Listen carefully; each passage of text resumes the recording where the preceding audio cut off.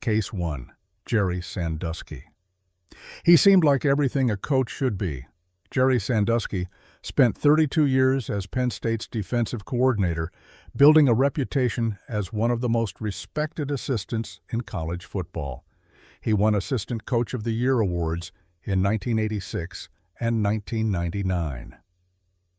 He wrote a book about his coaching philosophy. He even founded The Second Mile, a charity dedicated to helping at-risk youth across Pennsylvania. To the outside world, Sandusky was a man who gave back, a mentor who cared. Behind that carefully constructed image was something far darker. For over 15 years, Sandusky used his position, his charity, and the trust placed in him to prey on vulnerable boys.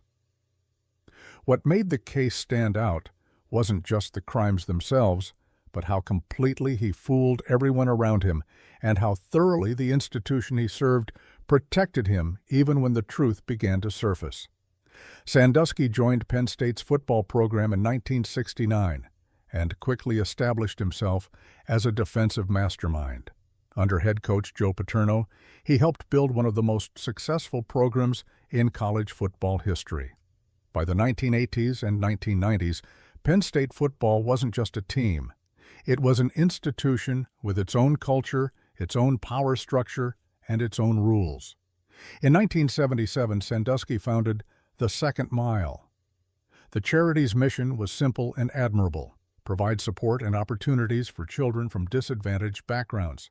The organization offered camps, activities, and mentorship programs.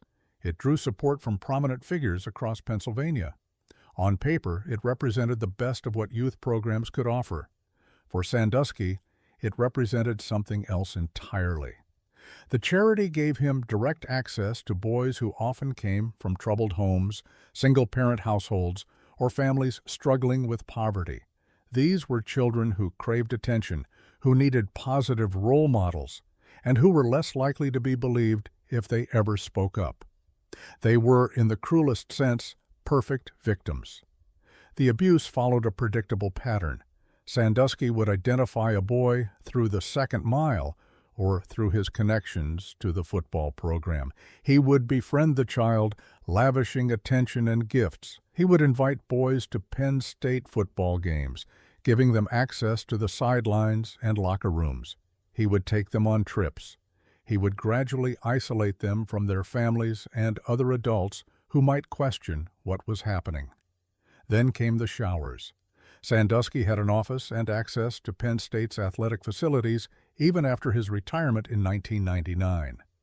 He frequently brought young boys to the Lasch building, where the football team practiced. What began as seemingly innocent activities like weightlifting or playing sports would end in the locker room showers, where Sandusky sexually assaulted the children he had groomed. Investigators would later identify at least 10 victims in the formal charges, though the true number is likely much higher. The boys ranged in age from 8 to 13 years old. The abuse occurred in Penn State facilities, in Sandusky's home, at second mile events, and even during travel for bowl games. Some victims endured years of assault. Others were victimized only once or twice, but carried the trauma for decades. The abuse wasn't entirely hidden. Warning signs appeared repeatedly over the years, and each time they were either ignored or actively suppressed. In 1998, the mother of an 11-year-old boy reported to campus police that Sandusky had showered with her son at the Lasch building. The boy described Sandusky hugging him in the shower and lifting him up to reach his height. University police investigated the complaint. They listened to a phone call between the mother and Sandusky, during which he admitted to the shower incident. Pennsylvania Department of Public Welfare caseworkers interviewed the child. The local district attorney reviewed the case. Despite all this attention, no charges were filed. The investigation was closed. Sandusky continued to have access to Penn State facilities and continued to bring boys onto campus. The university took no action to restrict his access or to protect other potential victims. Years later, emails obtained through legal proceedings would reveal that Penn State's athletic director, vice president, and president all knew about the 1998 complaint. They discussed it. They made decisions about how to handle it. And then they did essentially nothing. On a Friday evening in late February 2002, graduate assistant Mike McQueary entered the Lasch building to retrieve some recruiting tapes. He was 28 years old, a former Penn State quarterback who hoped to build a coaching career. What he witnessed that night would eventually bring down one of college football's most powerful programs. McQueary heard rhythmic slapping sounds coming from the showers. When he looked, he saw Jerry Sandusky, then 58 years old, sexually assaulting a boy who appeared to be about 10 years old. The child was pressed against the shower wall. There was no question what was happening. McQueary left immediately, shaken and unsure what to do. He called his father, who told him to leave the building and come home. The next day, on his father's advice, McQueary met with head coach Joe Paterno at Paterno's home. He told Paterno he had witnessed Sandusky engaged in sexual activity with a young boy in the shower. Paterno later testified that McQueary reported seeing something sexual and inappropriate. The details McQueary shared were disturbing enough that Paterno felt compelled to act. The next day, Paterno called athletic director Tim Curley to report the incident. Curley and University Vice President Gary Schultz met with McQueary about a week and a half later. McQueary told them what he had seen. Both men later testified they understood the situation to be troubling but not necessarily criminal. They claimed McQueary described it as horseplay or inappropriate behavior rather than explicit sexual assault, though McQueary would later testify he made it clear the conduct was sexual. The administrators discussed how to handle the situation. They decided to tell Sandusky he could no longer bring children from the second mile onto campus. They informed Jack Rakovitz, executive director of the second mile, about the incident but did not provide specific details. No one reported the incident to law enforcement. No one attempted to identify the child McQueary had seen. Sandusky lost some privileges, but the consequence was minimal. He continued to work with children through the second mile. He continued to have access to Penn State facilities through his emeritus status. Most importantly, no investigation was launched that might have protected future victims or brought justice for past ones. For nearly a decade after McQueary's report, nothing happened. Sandusky continued his life largely as before. Then, in 2008, a high school wrestling coach in Clinton County contacted authorities after a student disclosed that Sandusky had sexually abused him. The student, known in court documents as Victim 1, described years of grooming and assault that began when he was 11 or 12 years old. This time, the complaint led to action. Pennsylvania Attorney General Tom Corbett launched an investigation. Agents began interviewing potential victims and gathering evidence. As word of the investigation spread, more victims came forward. The scope of Sandusky's crimes became clear. In November 2011, a grand jury report was released detailing allegations against Sandusky involving 8 victims. The document was devastating in its detail and scope. It described a pattern of abuse spanning over a decade. It included the 2002 incident witnessed by McQueary and revealed how university officials had failed to report it. Sandusky was arrested and charged with 40 counts of sexual abuse. The charges would eventually grow to 52 counts, involving 10 victims, but the scandal extended far beyond Sandusky himself. Within days, the grand jury report's revelations about Penn State's handling of the 2002 incident led to criminal charges against Tim Curley and Gary Schultz for perjury and failure to report suspected child abuse. The university's Board of Trustees fired both Joe Paterno and University President Graham Spanier. Paterno's firing, in particular, sent shockwaves through college football and the Penn State community. Students rioted in the streets of State College. Supporters argued that Paterno had done his legal duty by reporting McQueary's account to his superiors. Critics pointed out that legal obligation and moral obligation are not the same thing, and that a man who had witnessed Sandusky with children for decades should have done more when confronted with evidence of abuse. Paterno died of lung cancer in January 2012, less than 3 months after being fired. He never faced criminal charges, though questions about what he knew and when he knew it would persist long after his death. Sandusky's trial began in June 2012 at the Center County Courthouse in Bellefonte, Pennsylvania. Over the course of the trial, 8 victims testified about their experiences. Their testimony was consistent and devastating. They described how Sandusky had befriended them, isolated them, and then sexually abused them. They described assaults in shower rooms, in Sandusky's basement during trips to bowl games, and at Second Mile events. One victim testified that Sandusky had taken him to the Alamo Bowl in 1999. In their hotel room, Sandusky assaulted him while his wife slept in a nearby bed. Another described being pinned against a shower wall, unable to escape. A third explained how Sandusky had threatened him, saying no one would believe him if he told because of Sandusky's reputation. The defense attempted to portray Sandusky as an overly affectionate mentor who had poor boundaries but no criminal intent. They suggested the victims were motivated by the possibility of civil lawsuits and financial settlements. They called character witnesses who testified to Sandusky's good work with children over the years. None of it was enough to overcome the testimony of the victims or the pattern of behavior the evidence revealed. On June 22, 2012, after deliberating for about 21 hours over 2 days, the jury found Sandusky guilty on 45 of 48 counts.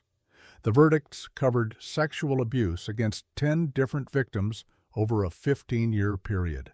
Sandusky's bail was immediately revoked. He was taken directly to the Center County Jail to await sentencing. On October 9, 2012, Judge John Cleland sentenced Jerry Sandusky to 30 to 60 years in prison. Under Pennsylvania law, this was effectively a life sentence. Cleland specifically noted that he wanted to avoid an abstract number of years and instead send an unmistakable message. Sandusky would spend the rest of his life behind bars. Before imposing sentence, the judge heard from several victims and their families. Their statements described the lasting impact of Sandusky's crimes.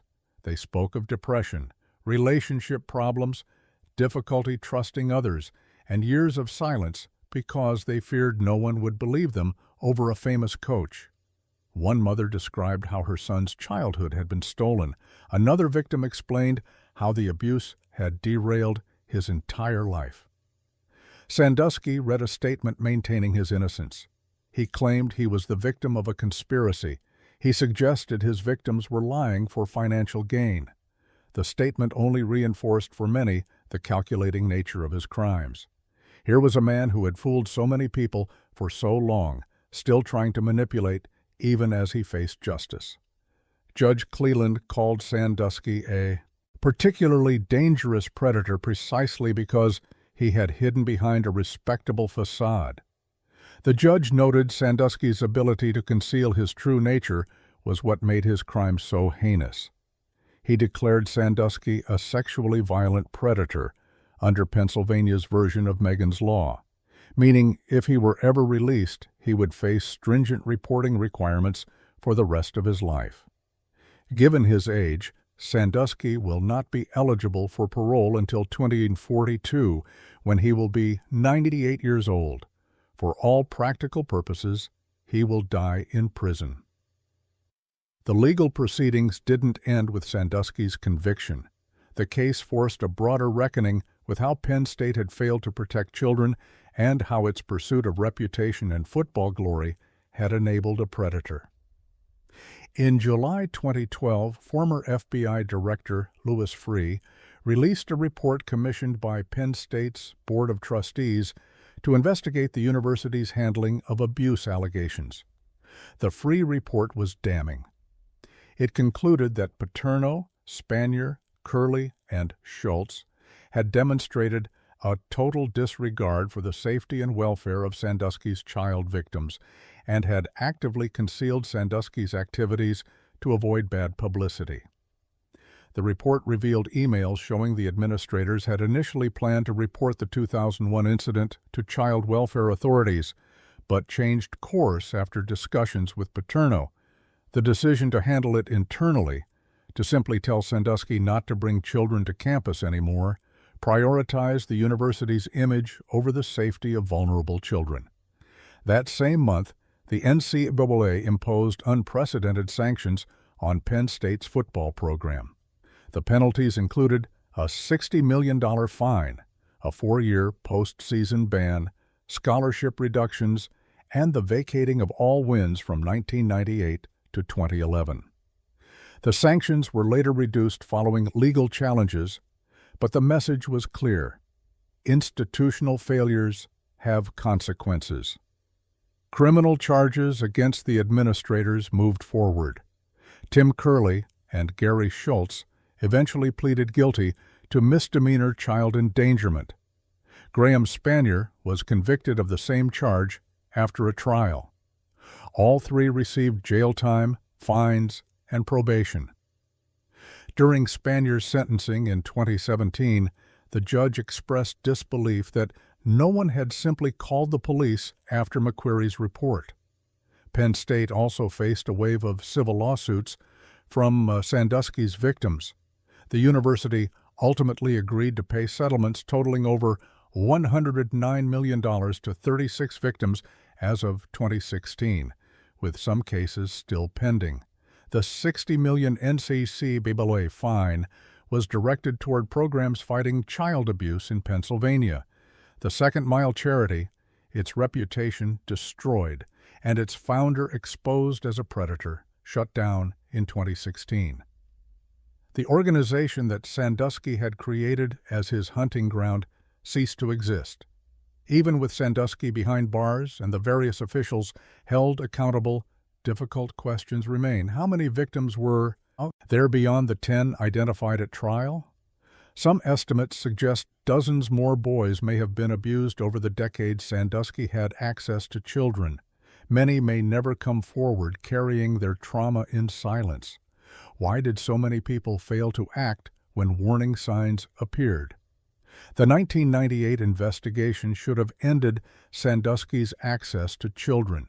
McQuarrie's 2001 eyewitness account should have resulted in an immediate police investigation. Administrators who heard these reports made calculated decisions to protect the university's reputation instead of vulnerable children. Each failure to act enabled more abuse. What role did Penn State's football culture play in allowing this to happen? The program was more than just a sports team. It generated massive revenue, national prestige, and community identity. Football was sacred in State College. Protecting that sacred institution became more important than protecting children. That calculation, more than anything else, defines the true tragedy of the Penn State scandal. The Jerry Sandusky case forced uncomfortable conversations about abuse in youth sports and the institutions that enable it. Sandusky fit the profile of a successful child predator almost perfectly. He held a position of trust and authority. He created his own access to vulnerable children through the Second Mile. He groomed not just his victims, but entire communities, building a reputation as a caring mentor that made allegations against him seem implausible. He exploited the power dynamics inherent in coaching, where a trusted adult controls opportunities and where children are taught to obey authority figures. What made the Penn State case particularly devastating was the institutional failure. This wasn't just one predator operating in secret. Multiple people in positions of authority knew or suspected what was happening and chose to prioritize other concerns over the safety of children. They made those choices repeatedly, over years, despite having opportunities to stop Sandusky and protect his victims. The case also revealed how difficult it is for child victims to report abuse, particularly when the abuser is beloved, and powerful. Several of Sandusky's victims testified that they kept silent for years because they feared no one would believe them over a famous coach. They were right to fear that. When reports were made, they were minimized, buried, or ignored by people who should have acted. Today, Jerry Sandusky sits in a Pennsylvania prison. His name, once associated with defensive excellence and charitable work, is now synonymous with institutional betrayal and the sexual abuse of children. The university, where he worked for over 3 decades, has spent hundreds of millions of dollars in settlements and continues to grapple with the damage to its reputation. The football program he helped build has been forever tainted by his crimes and the cover-up that protected him. For his victims, the legal proceedings and financial settlements may provide some measure of justice and closure, but they cannot undo the harm. The boys Sandusky preyed on are now men, many struggling with the lasting psychological effects of childhood sexual abuse. Their childhoods were stolen by a man they trusted and by an institution that looked away. The question that echoes from State College is not just how could this happen, but how do we ensure it never happens again? That requires institutions to prioritize child safety over reputation, to take allegations seriously rather than minimizing them, and to create cultures where victims can come forward without fear. It requires all of us to understand that power, prestige, and past accomplishments never excuse looking the other way when a child is in danger. Jerry Sandusky was able to operate for 15 years, not just because he was calculating and manipulative, but because too many people chose not to see what was happening right in front of them. Case 2. Larry Nassar. For 24 years, Larry Nassar was trusted with the bodies of America's most elite young athletes. As the USA Gymnastics national team doctor and a physician at Michigan State University, he treated Olympic champions, aspiring gymnasts, and young athletes seeking help for injuries. Parents brought their daughters to him believing he represented the best in sports medicine. Coaches recommended him. USA Gymnastics relied on him. He was, by all accounts, dedicated to his work and beloved by many of the athletes he treated. Behind that trusted facade, Nassar was carrying out one of the most extensive patterns of sexual abuse in American sports history.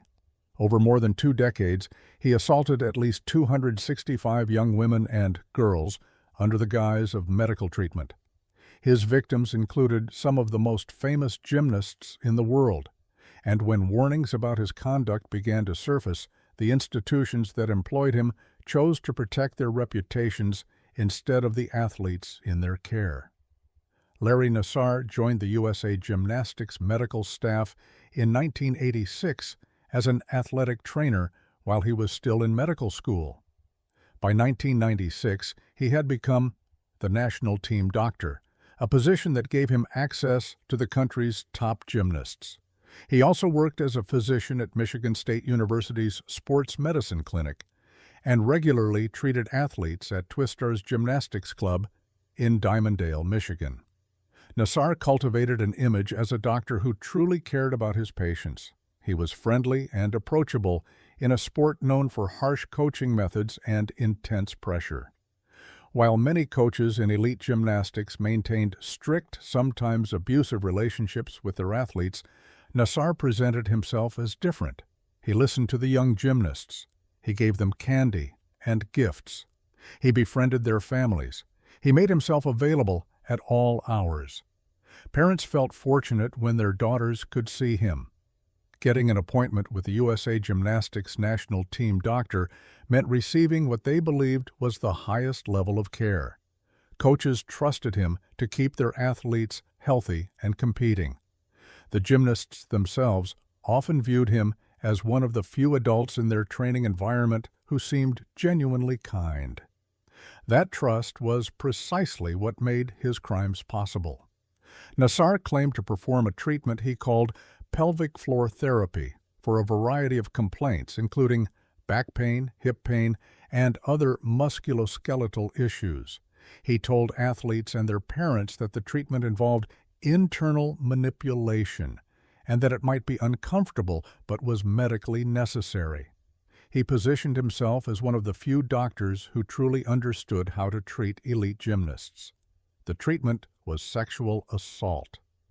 Nassar would penetrate his victims vaginally and rectally with his ungloved hands, often for extended periods. He sometimes did this while the athlete's parents were in the room, positioning his body to block their view or covering the athlete with a sheet. He assaulted girls as young as 6 years old. He abused athletes who came to him for ankle injuries or wrist pain. He assaulted Olympic champions in their hotel rooms at international competitions. The abuse was brazen and constant. Nassar saw hundreds of patients, and investigators believe he assaulted the vast majority of them. He kept detailed records of his appointments, but made no medical notes documenting the supposed pelvic floor treatments he claimed were legitimate therapy. He never asked for parental consent before performing internal procedures on minors. He violated every standard of medical practice and ethical care. Many of his victims didn't initially realize they had been assaulted. They were young, often in their early teens or even younger. They had been taught to trust doctors and coaches absolutely. Nassar was a figure of authority in a sport where questioning authority was discouraged. When the treatment felt wrong or uncomfortable, he assured them it was normal. When they were confused about why he wasn't wearing gloves, he had an explanation ready. His medical credentials and his position with USA Gymnastics gave him credibility that made victims doubt their own instincts. Some victims did understand what was happening. They felt violated but feared speaking up would end their gymnastics careers. Others told their parents or coaches only to be dismissed or told they were misunderstanding legitimate medical care. A few filed formal complaints, but those complaints were buried or ignored by the institutions that employed Nassar. The earliest known complaint about Nassar's conduct came in 1997. A gymnast who was then 16 years old told Michigan State University's gymnastics coach, Kathy Klages, that Nassar had sexually abused her during treatment. The athlete described in detail what Nassar had done. Klages told her she must be mistaken, that Nassar's procedure was a legitimate medical treatment. The coach warned the gymnast that filing a complaint could have serious consequences for her gymnastics career. No investigation followed. A year later, in 1998, a different athlete reported Nassar to Michigan State University officials. She was a softball player who had sought treatment for a back injury. After Nassar assaulted her during an appointment, she reported the incident to university administrators and athletic trainers. Michigan State launched an internal investigation. They interviewed Nassar, who explained that he had performed a legitimate medical procedure. They consulted with other medical professionals who said pelvic floor therapy was a recognized treatment, though they apparently never asked whether the specific way Nassar performed it was appropriate. The investigation concluded Nassar had done nothing wrong. He continued treating athletes. Over the years that followed, additional complaints surfaced. In 2000, a student therapist working at the sports medicine clinic expressed concerns about Nassar's treatments. In 2004, another athlete reported abuse to Michigan State's gymnastics coach. Each time, the response was the same. Nassar was a respected doctor performing legitimate procedures, and the complainant must be confused or mistaken. At USA Gymnastics, similar warnings went unheeded. Coaches and athletes raised concerns about Nassar's conduct. Some parents felt uncomfortable with his treatments and the unusual level of access he maintained to young athletes. In a sport as image-conscious as elite gymnastics, no one wanted to create problems that might damage the organization's reputation or relationships with sponsors.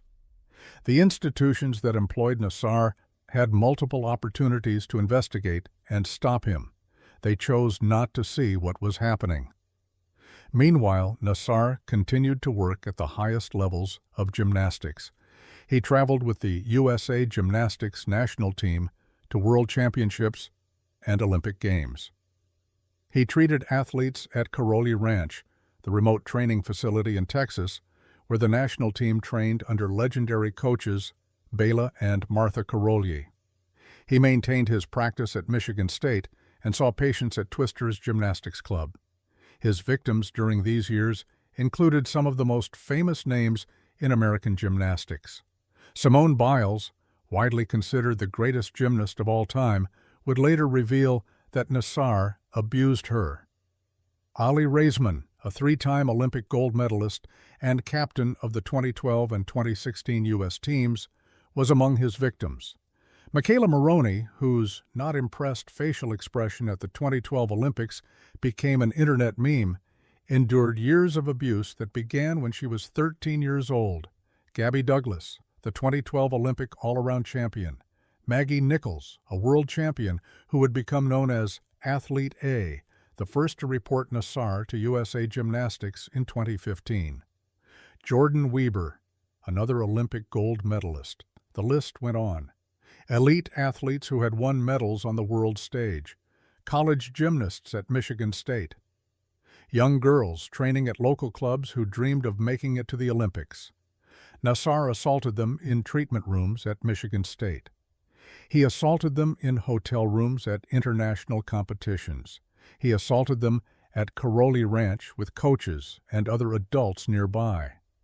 He assaulted them at Twistars while their parents sat just feet away, trusting the doctor who seemed so caring.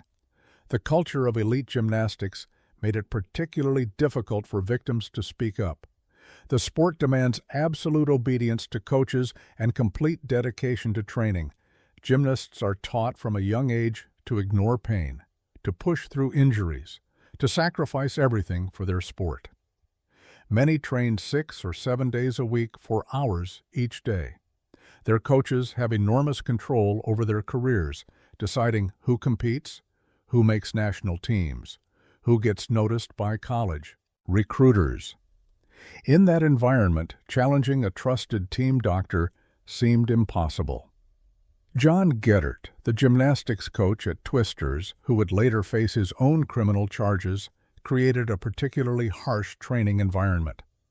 Athletes who trained under Geddert were subjected to verbal abuse, physical punishment, and intense pressure. Many later testified that Geddert's coaching style made them desperate for any kindness or gentleness. Nassar provided that. He was the nice one, the one who seemed to care. That made him seem even more trustworthy. It also meant that when he abused them, victims were even less likely to realize what was happening or to report it. In June 2015, the wall of silence finally began to crack. Maggie Nichols, then 18 years old and one of the top gymnasts in the country, told her coach at Twistars that Nassar's treatments made her uncomfortable. The coach reported this to USA Gymnastics officials. This time, an investigation was launched. USA Gymnastics hired an investigator who interviewed Nichols and 2 other athletes who came forward with similar accounts. The allegations were clear and consistent. The organization had credible evidence that its longtime national team doctor was sexually assaulting athletes. But USA Gymnastics did not immediately suspend Nassar. They did not alert law enforcement. They did not inform Michigan State University, where Nassar continued to see patients. They did not warn parents or athletes that the national team doctor was under investigation for sexual misconduct. Instead, USA Gymnastics waited 5 weeks before reporting the allegations to the FBI's Indianapolis field office. During those 5 weeks, Nassar continued to treat athletes at Michigan State.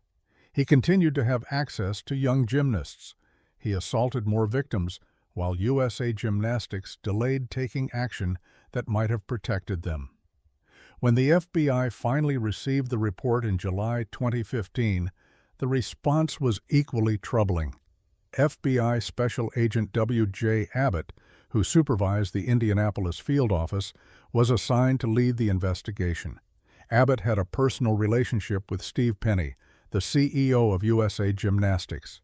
Rather than immediately interviewing victims or taking aggressive action to stop an ongoing pattern of abuse, Abbott moved slowly. He conducted limited interviews. He never opened a formal investigation. He never referred the case to local law enforcement in Michigan, where most of the abuse had occurred and where state prosecutors would have had clear jurisdiction. Meanwhile, another FBI agent working on the case, Michael Langeman, made false statements in his report about when interviews with victims had occurred, fabricating details that made it appear the FBI had acted more quickly than it actually had. Years later, a Justice Department investigation would determine that FBI officials made fundamental errors in handling the case, and that some of their actions may have been criminal. While the FBI delayed, Nassar continued seeing patients.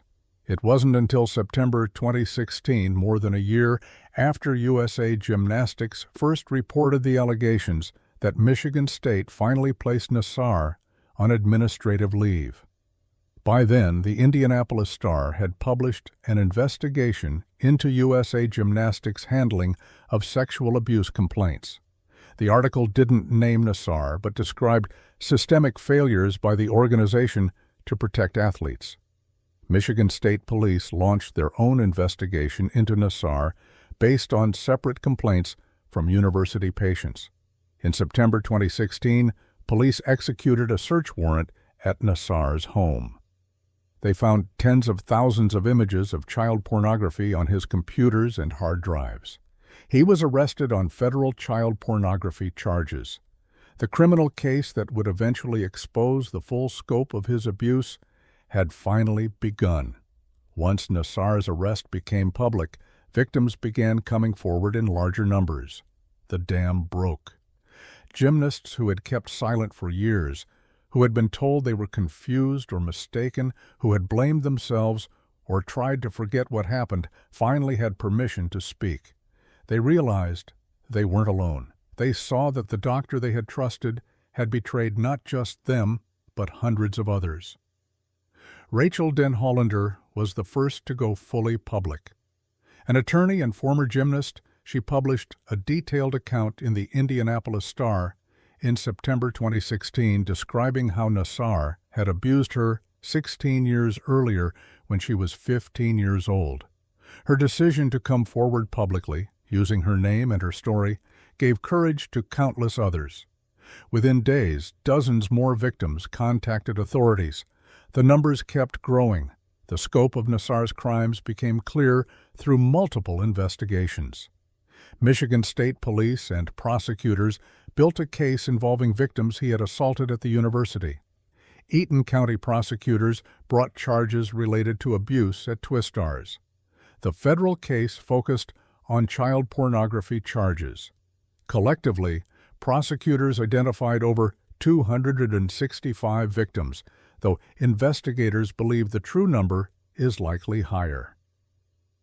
In November 2016, Nassar was charged with multiple counts of criminal sexual conduct in Michigan. The charges kept growing as more victims came forward. By the time he faced trial, he was charged with crimes against numerous victims in multiple counties. In July 2017, facing overwhelming evidence, Nassar pleaded guilty to federal child pornography charges. In November 2017, he pleaded guilty to 7 counts of first-degree criminal sexual conduct in Ingham County, Michigan. A few weeks later, he pleaded guilty to 3 additional counts of criminal sexual conduct in Eaton County. The plea agreements spared victims from having to testify at trial, but they did something else. They gave survivors the opportunity to confront Nassar directly at his sentencing hearings. The sentencing hearing in Ingham County, held in January 2018, became a watershed moment. Judge Rosemarie Aquilina allowed any of Nassar's victims who wished to speak to do so. The hearing lasted 7 days. Over 150 women and girls delivered victim impact statements. Some spoke in person. Others submitted written statements that were read in court. They ranged from Olympic champions whose abuse had occurred on the world stage to young girls who had been assaulted in Nassar's treatment room at Michigan State. The statements were devastating. They described childhoods destroyed, athletic careers derailed, relationships damaged, and years of psychological suffering. They spoke of shame and self-blame that had lasted for decades. They confronted not just Nassar, but the institutions that had protected him. Ali Raisman spoke directly to Nassar, who sat at the defense table with his head down. "You are nothing," she told him. She described how he had abused her for years, beginning when she was 15. She explained how the abuse had affected every aspect of her life. She also condemned USA Gymnastics and the U.S. Olympic Committee for failing to protect athletes. Michaela Maroney, who had been too traumatized to attend in person, submitted a powerful written statement that was read in court. She described how Nassar's abuse had begun when she was 13 years old and continued through her Olympic career. She recounted one of the worst incidents, which occurred when she was 15 at the 2011 World Championships in Tokyo. Nassar gave her a sleeping pill in her hotel room and sexually assaulted her for hours while she was barely conscious. Simone Biles released a statement on social media during the hearings.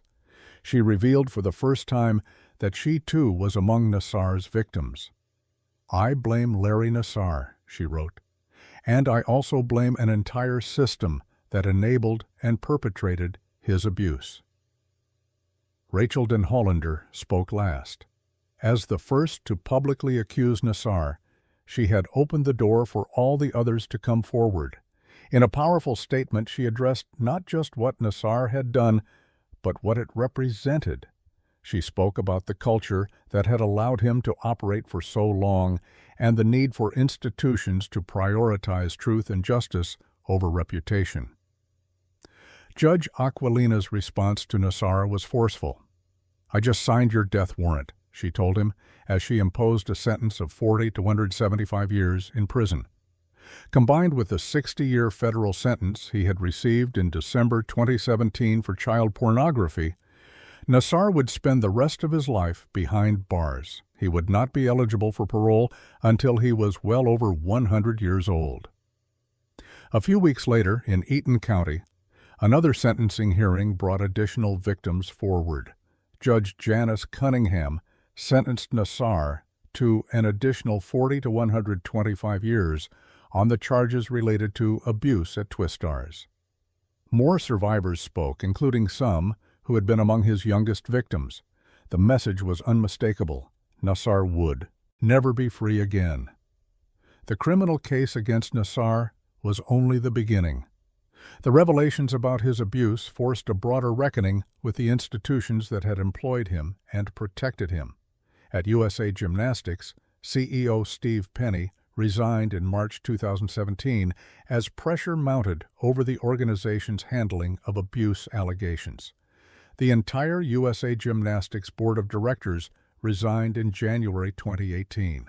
Investigations revealed that Penny and other officials had known about allegations against Nassar for years and had failed to take appropriate action. Documents showed that USA Gymnastics had received complaints about numerous coaches accused of sexual misconduct over the years and had often failed to report them to law enforcement or to ban the accused coaches from the sport. The United States Olympic Committee leadership also faced consequences. CEO Scott Blackmun resigned in February 2018. The organization had been aware of problems at USA Gymnastics, but had failed to intervene effectively to protect athletes. In 2020, former USOPC board chair Larry Probst and Suzanne Lyons, who succeeded Blackmun, testified before Congress about the failures that had allowed Nassar's abuse to continue. Michigan State University paid the highest financial price. Hundreds of victims filed lawsuits against the university for failing to stop Nassar, despite multiple complaints over the years. In May 2018, Michigan State agreed to a $500 million settlement with 332 victims. University President Lou Anna Simon resigned in January 2018. She was later charged with lying to police during the investigation into how Michigan State had handled complaints about Nassar, though those charges were eventually dismissed. The university's athletic director and other officials also lost their jobs. The FBI's handling of the case also drew scrutiny. In 2021, a Justice Department Inspector General report concluded that FBI officials had made fundamental errors in their investigation of Nassar. The report found that FBI agents in Indianapolis had been provided with specific allegations in 2015, but had failed to take appropriate action for more than a year. Special Agent in Charge Jay Abbott, who had handled the initial complaints, retired from the FBI in 2018 and was later fired retroactively. Michael Langeman, the agent who falsified records, was also fired. In September 2021, Simone Biles, Ali Raisman, Michaela Maroney, and Maggie Nichols testified before the Senate Judiciary Committee about the FBI's failures. Their testimony was emotional and damning. They described how FBI agents had not believed them, had asked inappropriate questions, and had failed to take action that could have stopped Nassar sooner. "I blame Larry Nassar, and I also blame an entire system that enabled and perpetrated his abuse," Biles said.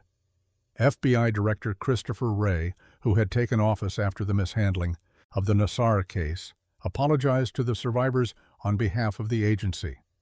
The Nassar case became a defining moment in the broader conversation about sexual abuse in youth sports.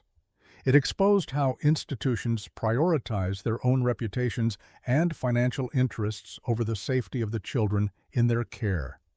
It revealed how predators use positions of trust and authority to access victims. It demonstrated how cultures of silence and obedience in elite sports create environments where abuse can flourish. The case led to significant reforms. Congress passed the Protecting Young Victims from Sexual Abuse and Safe Sport Authorization Act in 2018, which required amateur sports organizations receiving federal funding to report sexual abuse allegations immediately to law enforcement. The U.S. Center for Safe Sport, which had been created in 2017, gained more authority and resources to investigate abuse in Olympic sports. USA Gymnastics implemented new policies requiring background checks, training on abuse prevention, and more oversight of coaches' interactions with athletes. But perhaps the most important legacy of the Nassar case is the courage of the survivors who spoke out, their willingness to come forward, to testify publicly, and to demand accountability not just for Nassar, but for the institutions that protected him, has inspired countless other survivors of abuse to share their own stories. The statements at Nassar's sentencing hearings, broadcast and reported around the world, created a moment where society listened to victims in a way it rarely had before. These were not anonymous accusers. They were Olympic champions, respected athletes, accomplished adults. They had everything to lose by speaking up, yet they did it anyway. They used their platforms and their voices to demand that people finally pay attention to what had happened and to insist that institutions could no longer hide behind reputation and power. Today, Larry Nassar sits in a federal prison in Florida, serving what amounts to multiple life sentences. He is 61 years old and will die behind bars. His name is synonymous with betrayal, institutional failure, and one of the worst patterns of sexual abuse in American sports history. For his victims, the legal proceedings and institutional reforms cannot undo the harm. Many continue to struggle with the psychological impact of childhood sexual abuse. Some have spoken about the difficulty of trusting doctors and medical professionals. Others have described how the abuse affected their relationships, their careers beyond gymnastics, and their sense of safety in the world. Several have become advocates for abuse survivors and for reforms to protect children in sports. The institutions that employed Nassar have been forever changed. Michigan State will be paying for its failures for decades.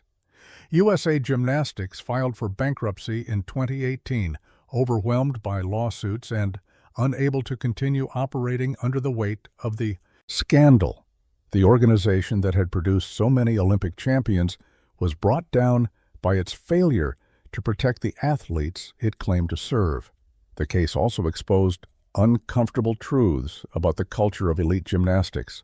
The sport's emphasis on young athletes, often training from early childhood toward Olympic goals, creates inherent power imbalances.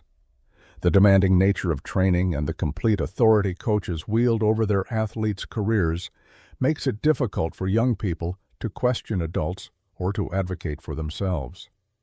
John Geddert's coaching style at Twistars, where much of Nassar's abuse occurred, showed how physical and emotional abuse by coaches can create environments where athletes seek comfort from seemingly kind team doctors, giving those doctors opportunities to exploit vulnerable children.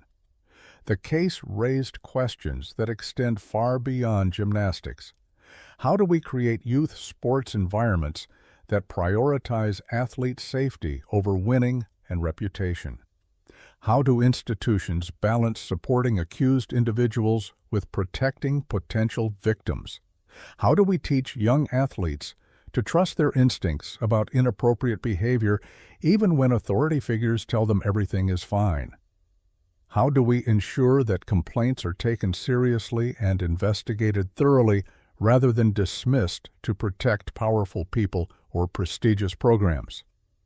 The Nassar case doesn't provide easy answers to these questions, but it makes clear the cost of failing to ask them.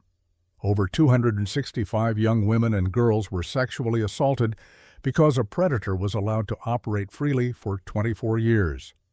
Multiple institutions received warnings and complaints, but chose not to see what was happening. The FBI, the nation's premier law enforcement agency, failed to act even when provided with specific, credible allegations from victims. Every one of those failures had a name and a face. They were Olympic champions who had dedicated their childhoods to representing their country. They were college students who went to Michigan State's sports medicine clinic seeking help for injuries. They were young girls who loved gymnastics and dreamed of being great. They trusted the adults who were supposed to protect them. That trust was betrayed at every level. The courage of the survivors who came forward, who testified, who refused to stay silent any longer, has created a legacy more powerful than Nassar's crimes. Their voices demanding accountability, refusing to be dismissed or ignored, insisting that institutions finally listen and change, have reverberated far beyond gymnastics. They have inspired survivors in other sports, in other institutions, in other contexts, to speak their own truths. The words Judge Aquilina spoke to the survivors at Nassar's sentencing hearing capture what they achieved. You are no longer victims. You are survivors. You're very strong, and you are winners. Larry Nassar took much from his victims, but he could not take their courage or their determination to ensure that what happened to them would lead to change that might protect others. That remains their most important legacy. Case 3, John Geddert. On February 25, 2021, Michigan, Attorney General Dana Nessel stood before cameras to announce criminal charges against John Geddert, the coach who had led the United States women's gymnastics team to Olympic gold in London 9 years earlier. The charges were stunning in their scope and severity. 24 felonies, including 20 counts of human trafficking, 2 counts of criminal sexual conduct, racketeering, and lying to police. Nessel described how Geddert had used force, fraud, and coercion against young athletes who came to him for gymnastics training, exploiting them for his own financial benefit. Geddert was expected to turn himself in at 2:15 that afternoon. He never arrived. Hours after the charges were announced, His body was found at a rest area along Interstate 96. He had died by suicide, escaping justice and leaving his victims without the day in court they had waited years to have. The story of John Geddert is inseparable from the Larry Nassar scandal. For over 25 years, the two men worked side by side at Twistars Gymnastics Club in Dimondale, Michigan. While Nassar sexually assaulted young athletes under the guise of medical treatment, Geddert created the toxic, abusive environment that made those assaults possible. Survivors would later testify that Geddert's brutal coaching style drove them to seek comfort from the seemingly kind team doctor, giving Nassar the trust and access he needed to victimize them. John Geddert was born in 1957 and began coaching gymnastics in the early 1980s. In 1984, he became head coach at Great Lakes Gymnastics Club in Lansing, Michigan, where he first worked with Larry Nassar. The partnership would last for decades. In 1988, Geddert was named Male Coach of the Year for the United States Gymnastic Federation in Michigan. He won Regional Coach of the Year awards in 1990 and 1991. His reputation as a coach who could produce elite gymnasts was growing.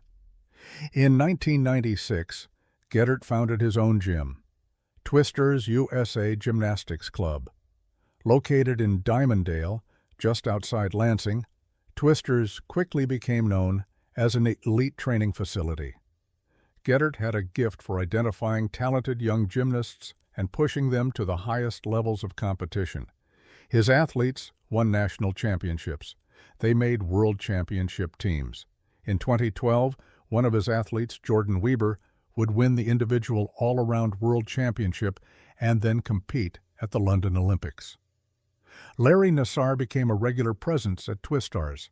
He treated athletes there, seeing them in a back room of the facility.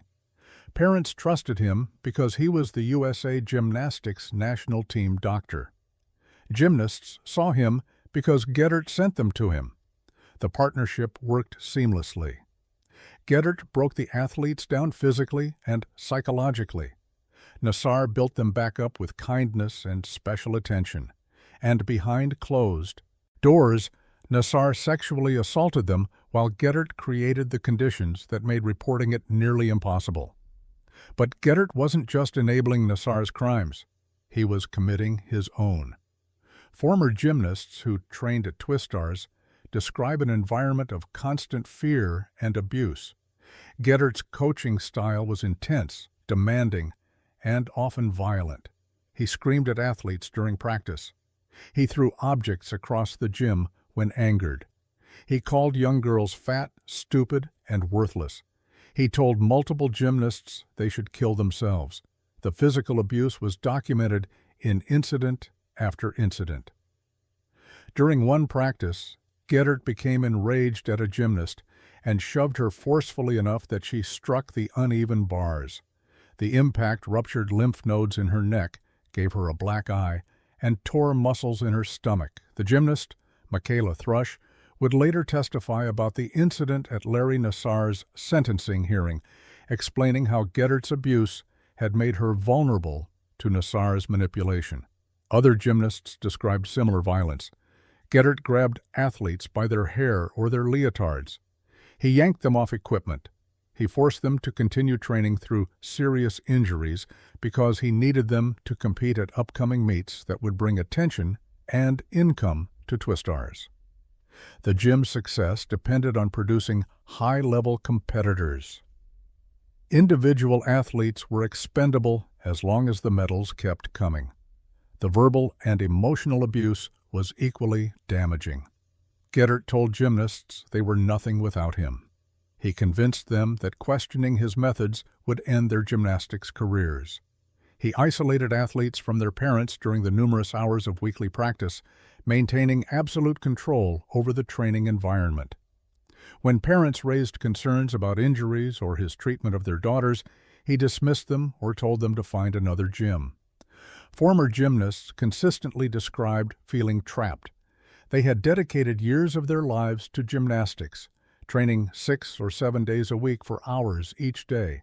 Their families had made enormous financial sacrifices to support their training. Leaving Twisters meant starting over somewhere else or giving up on their Olympic dreams. Many felt they had no choice but to endure whatever Geddert demanded. That sense of powerlessness extended beyond the physical and verbal abuse. Court documents filed in 2021 alleged that Geddert had digitally penetrated a victim between the ages of 13 and 16 in January 2012. This was the same year he would coach the U.S. women's team to Olympic gold. While the world celebrated his success, he was sexually assaulting a child under his care. The most serious charges against Geddert were the 20 counts of human trafficking. These charges might seem unusual in a case involving a gymnastics coach, but they reflected a crucial legal reality. Human trafficking doesn't always involve kidnapping or crossing international borders. Under Michigan law, human trafficking includes forced labor. When Geddert coerced young athletes to perform through injuries for his financial benefit, he was trafficking them. The pattern was consistent. Gymnasts would suffer injuries serious enough that they should have stopped training. Geddert would pressure them to continue anyway because he needed them to compete at meets that would enhance Twistar's reputation and attract new students who paid tuition. The athletes were generating income for Geddert's business through their forced labor while their bodies broke down. Some gymnasts developed stress fractures and continued training on broken bones. Others suffered ligament damage or joint injuries that would require surgery and months of recovery, but Geddert pushed them to compete through the pain. Medical professionals advised rest and rehabilitation. Geddert demanded they keep training. This wasn't just bad coaching or misguided competitive drive. It was a systematic exploitation of vulnerable children for profit. Geddert used his position of authority and the athletes' fear of him to coerce them into labor that caused them physical injury. That met the legal definition of human trafficking under Michigan law. The charges represented a new understanding of how abuse in youth sports could constitute crimes far more serious than simple assault. As with Larry Nassar, there were multiple opportunities to stop John Geddert long before 2021. The warning signs were clear and documented. The failures to act were inexcusable. In 2013, the Eaton County Prosecutor's Office investigated Geddert for his abusive treatment of gymnasts.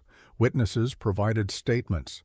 Evidence documented a pattern of physical and emotional abuse. Prosecutors determined there was enough evidence to charge Geddert with crimes. But instead of filing charges, they allowed him to seek counseling.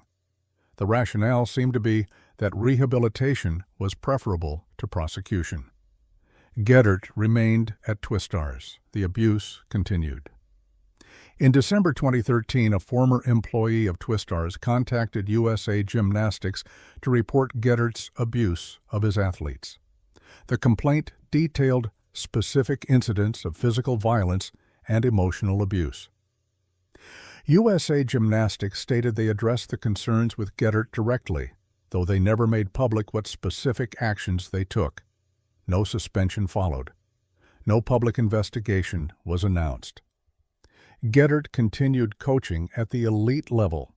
The connection between Geddert's abusive environment and Nassar's crimes became clear during Nassar's 2018 sentencing hearings.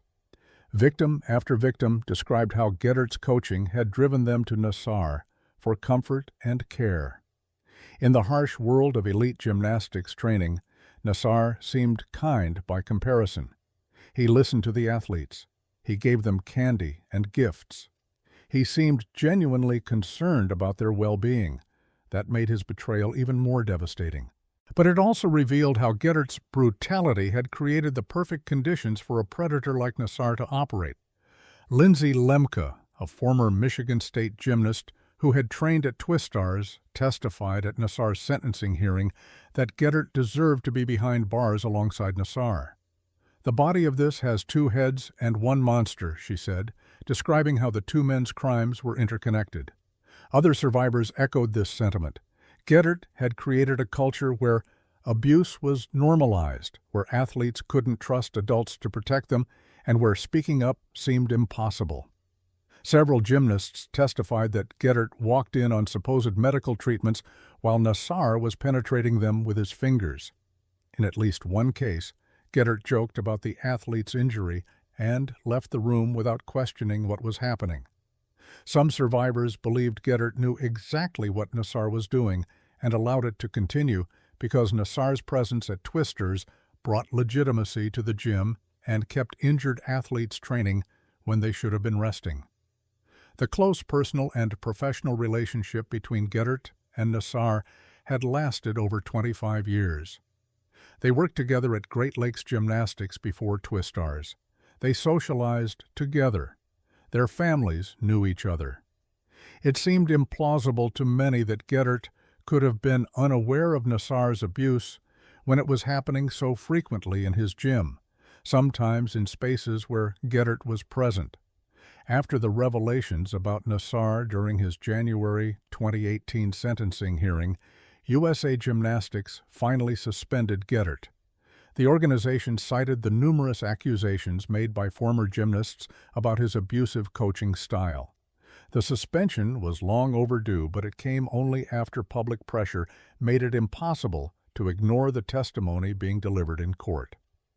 One day after being suspended, Geddert announced his retirement.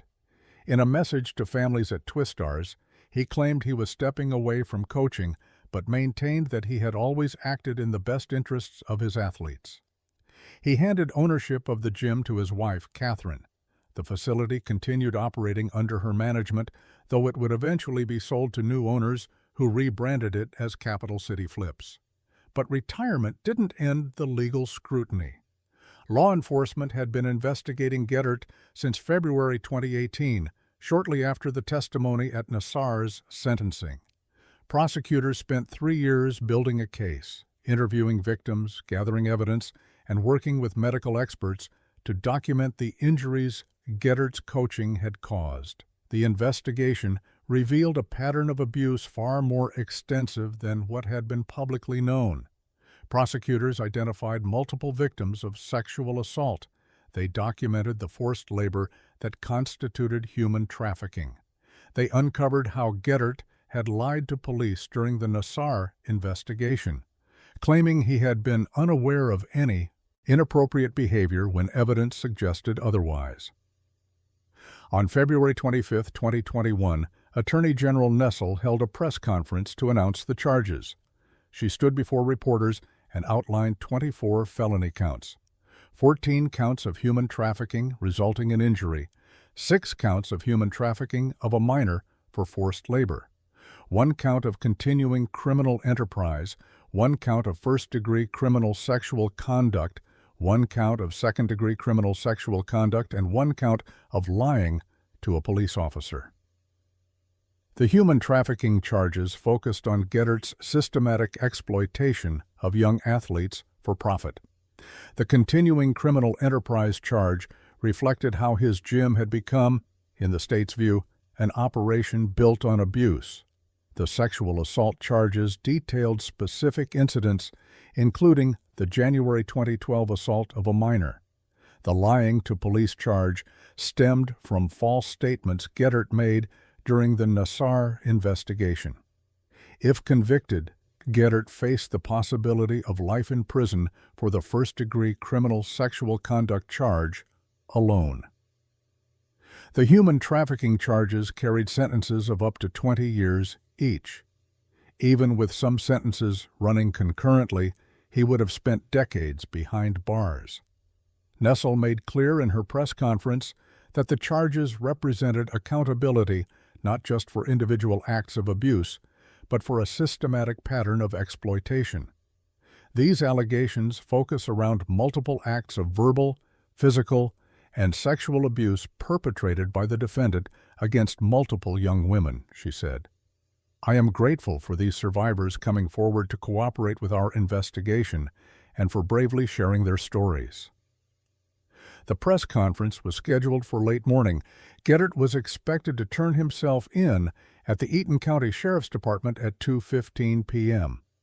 His attorney confirmed that Geddert was aware of the charges and the arrangement to surrender. But when 2:15 came, Geddert did not appear. His attorney couldn't reach him. Law enforcement began trying to locate him. At 3:24 p.m., a 911 call came in reporting a body at a rest area off Interstate 96 near Lansing. Authorities arrived to find John Geddert dead. He had taken his own life. Hours after being charged with 24 felonies, he had ensured he would never face trial. Attorney General Nessel issued a brief statement acknowledging Geddert's death. "My office has been notified that the body of John Geddert was found late this afternoon after taking his own life," she said. "This is a tragic end to a tragic story for everyone involved." For Geddert's victims, the suicide was devastating in a different way than the abuse had been. They had waited years for this moment. They had cooperated with investigators, reliving their trauma to help build a case. They had prepared themselves to testify, to face their abuser in court, to see him held accountable. Some had hoped for answers. Why had he done this? Did he feel any remorse? Did he understand the damage he had caused? All of those hopes died with Geddert on that February afternoon. There would be no trial, no testimony, no opportunity to confront him, no verdict, no sentence, no prison term where he would be forced to face the consequences of his actions. He had controlled them when they were young athletes under his power. Now, through his death, he had denied them justice. Lindsay Lemke, who had testified at Nassar's sentencing and later spoke publicly about Geddert's abuse, expressed her frustration. With the charges coming out, it was like a light at the end of the tunnel that we're going to get justice. This is coming to an end for us. Our healing process will continue, she told reporters. To then, all of a sudden, get the news that he committed suicide will never have closure. Sarah Klein, another survivor who had trained under Geddert and been assaulted by Nassar, was more direct. "In my view, there's no greater admission of guilt than being charged and immediately taking your own life," she said. But even that admission came without the accountability a trial would have provided. Angie Povilitis, the prosecutor who had led the case against Nassar, addressed survivors in a tweet. "A lot of folks may not realize how heavy and hard today's news of John Geddert's suicide is for many victims or former gymnasts," she wrote. Speaking to them directly, he made his decisions and choices, all of them. None of the weight of his choices or burdens should be yours to bear. USA Gymnastics issued a statement acknowledging the complexity of the day's events. "With the news of his death by suicide, we share the feelings of shock, and our thoughts are with the gymnastics community as they grapple with the complex emotions of today's events," the organization said. Geddert's death left many questions unanswered, but it also clarified important truths about the culture that had enabled both his crimes and Nassar's. The two men's stories were deeply intertwined, representing different forms of abuse that reinforced each other. Geddert's coaching philosophy prioritized results over athlete well-being. He pushed gymnasts through injuries because their success brought prestige and income to his gym. He used verbal and physical abuse to maintain control and break down any resistance to his authority. He created an environment where athletes felt powerless to speak up or seek help from adults who should have protected them. Nassar exploited the environment Geddert created. The girls who trained at Twisters were desperate for any kindness or gentleness. They were in pain from injuries Geddert forced them to train through. They needed medical care. Nassar provided all of that, or seemed to, while actually using his position to sexually assault them. The worse Geddert's abuse became, the more vulnerable the athletes were to Nassar's manipulation. This dynamic wasn't unique to Twisters. The culture of elite gymnastics, with its emphasis on young athletes, demanding training schedules and absolute authority granted to coaches creates inherent risks. When coaches prioritize winning over safety, when they use abusive methods to control their athletes, they create conditions where other forms of abuse become possible. The human trafficking charges against Geddert represented an important evolution in how the legal system addresses abuse in youth sports. For decades, abusive coaching was often dismissed as simply being tough or demanding. Coaches who screamed at athletes, who pushed them through injuries, who used fear and intimidation as motivation, were sometimes celebrated for producing champions. The culture of elite sports often protected these methods as necessary for success. The charges against Geddert said something different. Using force to make children perform through injuries for your financial benefit isn't coaching. It's human trafficking. It's exploitation. It's a crime. The legal framework of human trafficking, typically associated with sex trafficking or forced labor in other contexts, could apply to youth sports when coaches systematically exploited athletes for profit. Because Geddert died before trial, certain questions will never be fully answered. The most pressing is what he knew about Larry Nassar's abuse and when he knew it. Multiple former gymnasts testified that Geddert walked in on treatment sessions where Nassar was penetrating them. Others reported that their parents confronted Geddert about Nassar's conduct as early as 1998. If Geddert knew Nassar was assaulting athletes and allowed it to continue, he was not just an enabler but a co-conspirator in those crimes. The lying to police charge filed against Geddert suggested prosecutors believed he had lied during the Nassar investigation. During those interviews, Geddert claimed he had no knowledge of Nassar's inappropriate behavior with athletes. Evidence suggested otherwise. If Geddert lied to protect Nassar or to protect himself from scrutiny about his own role in allowing the abuse, he potentially obstructed justice in one of the largest child sexual abuse cases in American history. Other questions relate to institutional accountability. Why did the Eaton County Prosecutor's Office allow Geddert to seek counseling instead of filing charges in 2013? How seriously did USA Gymnastics investigate the complaint filed in December 2013? What specific actions did the organization take after being informed of Geddert's abusive coaching? Did anyone at USA Gymnastics consider that Geddert's toxic environment might be connected to the complaints they were beginning to receive about Nassar? The relationship between the two men's crimes raises difficult questions about how abuse in youth sports should be understood and addressed. Is it enough to prosecute individual predators while ignoring the coaches who create conditions that enable sexual abuse? Should abusive coaching methods be treated as crimes in their own right rather than just bad behavior? How do we distinguish between demanding coaching that pushes athletes to excel and abusive coaching that exploits and harms them? John Geddert's death did not erase what he did. His victims still carry the trauma he inflicted. Some suffer from chronic pain due to injuries they sustained training under his methods. Others struggle with psychological effects of the verbal and emotional abuse. The athletes he sexually assaulted face the same long-term impacts as any survivors of childhood sexual abuse. Many of his former gymnasts have spoken about how Geddert's coaching damaged their relationship with their sport. They had loved gymnastics once. It had been their passion, their identity, their dream. Geddert turned it into a nightmare.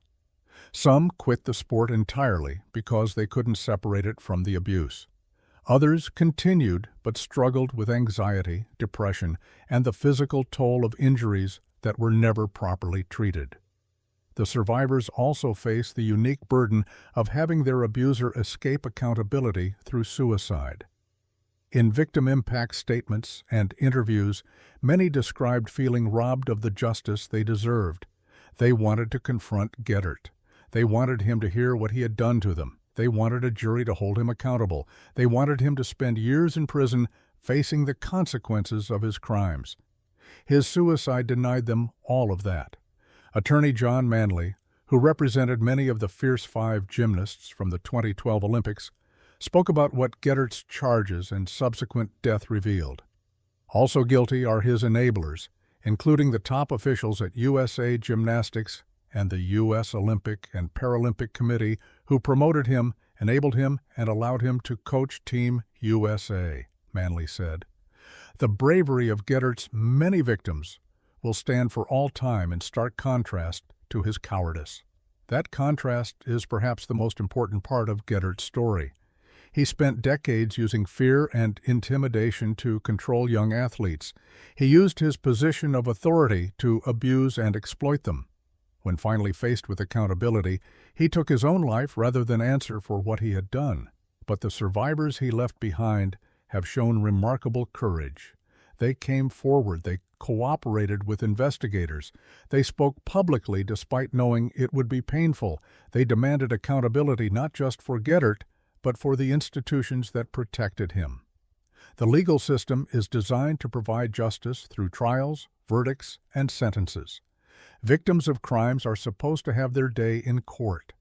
Society is supposed to hold offenders accountable through public proceedings that establish truth and impose consequences. John Gedert's suicide short-circuited all of that. His death means the charges against him were never proven in court. Legally, he died presumed innocent. That presumption likely provides little comfort to his victims, but it represents a loss nonetheless. A trial would have created an official record of his crimes. Evidence would have been presented publicly. Witnesses would have testified. A jury of his peers would have evaluated the facts. A verdict would have established truth in a way that charges alone cannot. For survivors, trials serve multiple purposes beyond simply punishing offenders. They provide validation. They create space for victims to tell their stories and be heard. They force institutions to confront their failures publicly. They establish an official record that cannot be disputed or minimized. Gedert's suicide denied his victims all of those benefits. His death also meant that questions about institutional culpability would never be fully explored in court. A trial might have revealed more about what USA Gymnastics knew and when they knew it. It might have exposed additional failures by law enforcement or other organizations. It might have demonstrated connections between Gedert's crimes and Nassar's that would inform how abuse in youth sports is understood and prevented. Yet even without a trial, certain truths are clear. John Gedert abused his authority as a coach. He physically, emotionally, and sexually abused young athletes over many years. He forced injured children to continue training for his financial benefit. He created a toxic environment that enabled Larry Nassar to assault hundreds of victims. When people complained about his conduct, institutions failed to act decisively to stop him. And when he finally faced accountability, he chose death over answering for his crimes. The survivors of his abuse will continue living with the consequences of what he did. They will continue advocating for reforms to protect young athletes. They will continue honoring the friends and teammates who trained alongside them and suffered alongside them. They will continue healing as best they can from trauma that should never have happened. John Gedert's legacy is the damage he caused and the justice he denied. But the stronger legacy belongs to the survivors who refused to stay silent, who demanded accountability even when institutions resisted, and who continue fighting to ensure that what happened to them leads to changes that might protect the next generation of young athletes. In the end, they showed a courage that Gedert, for all his bullying and intimidation, never possessed. Case 4. Greg Stephen. In small-town Iowa, basketball is more than a sport. It's a pathway to college, a ticket to opportunities that might otherwise be out of reach. For families in rural communities, an athletic scholarship can mean the difference between their child attending university or not. Coaches who can help young athletes reach that goal are valued, trusted, and given access to the lives of the teenagers they mentor. Greg Stephen understood this dynamic perfectly. As co-director and coach of the Iowa Barnstormers, an Adidas-sponsored AAU basketball program, he built a reputation as someone who could make college dreams come true. Almost every high school senior he worked with earned an athletic scholarship. Parents saw him as dedicated. Players saw him as their connection to college coaches and scouts. The community saw him as a successful businessman who gave back by helping local kids. Behind that carefully constructed image was something far darker. For over a decade, Stephen systematically exploited the boys who came to him for coaching. He used their dreams as leverage for compliance. He documented his crimes with meticulous organization. And when investigators finally uncovered what he had done, they found evidence of hundreds of victims. Stephen lived in Monticello, a small city in eastern Iowa with a population of around 4,000. He worked as a manager at his family's auto dealership, a respected position in the community. But his real passion, or what appeared to be his passion, was basketball. Through the Iowa Barnstormers program, he worked with some of the state's most promising young players. AAU basketball operates parallel to high school sports, giving serious players additional opportunities to compete and be seen by college recruiters. Elite AAU programs travel to tournaments across the country, where college coaches gather to evaluate talent. For a player hoping to earn a scholarship, having a well-connected AAU coach can be crucial. Stephen positioned himself as exactly that coach. His track record seemed to prove his value.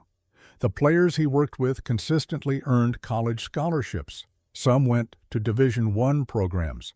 Others found opportunities at smaller schools. The success rate was remarkable. When Stephen told a player he could help them get to college, he had years of results to back up that promise. That success gave Stephen enormous power over the boys in his program. These were teenagers from working-class and middle-class families for whom a scholarship might be the only realistic path to higher education. Their futures depended on impressing college coaches. Stephen controlled access to those coaches. He decided which players got significant playing time in important tournaments. He made the connections that led to recruiting conversations. The boys understood that staying in Stephen's good graces was essential to achieving their dreams. That understanding made them vulnerable to manipulation. Stephen's home in Monticello included a finished basement that served as something of a hangout space for the players he coached. It wasn't unusual for AAU coaches to develop close relationships with their players. The mentorship often extended beyond the basketball court into personal guidance and support. Players would visit Stephen's house for extra training advice, to watch game film, or simply to spend time with a coach they admired. What the players didn't know was that Stephen had installed cameras throughout the basement. The setup was sophisticated and well hidden. Recording devices captured video without the victim's knowledge or consent. The basement also contained other items, computers for storing and organizing footage, and materials Stephen used during the abuse itself. The exact nature of what happened in that basement would later be documented in federal court filings. Stephen directed boys to engage in activities that he recorded. He created material that constituted child exploitation under federal law. He did this repeatedly, with victim after victim, over more than a decade. The boys who were victimized often didn't understand the full scope of what was happening. Stephen framed his demands in ways that made them seem connected to basketball development or team bonding. He exploited the boys' trust and their desperation to maintain his favor. He made clear either explicitly or implicitly that their basketball futures depended on compliance. At least one victim later told investigators that he remained silent for years because he believed Stephen was his only connection to college basketball coaches. Speaking up might mean losing his chance at a scholarship. It might mean his dream of playing college basketball would end. That calculation kept him quiet, even as he understood on some level that what was happening was wrong. In 2018, Stephen's former brother-in-law was performing remodeling work at Stephen's home in Monticello. During the course of that work, he discovered one of the recording devices. What he found was disturbing enough that he immediately contacted law enforcement rather than confronting Stephen directly. Iowa Division of Criminal Investigation agents began looking into the complaint. What they uncovered was staggering in its scope.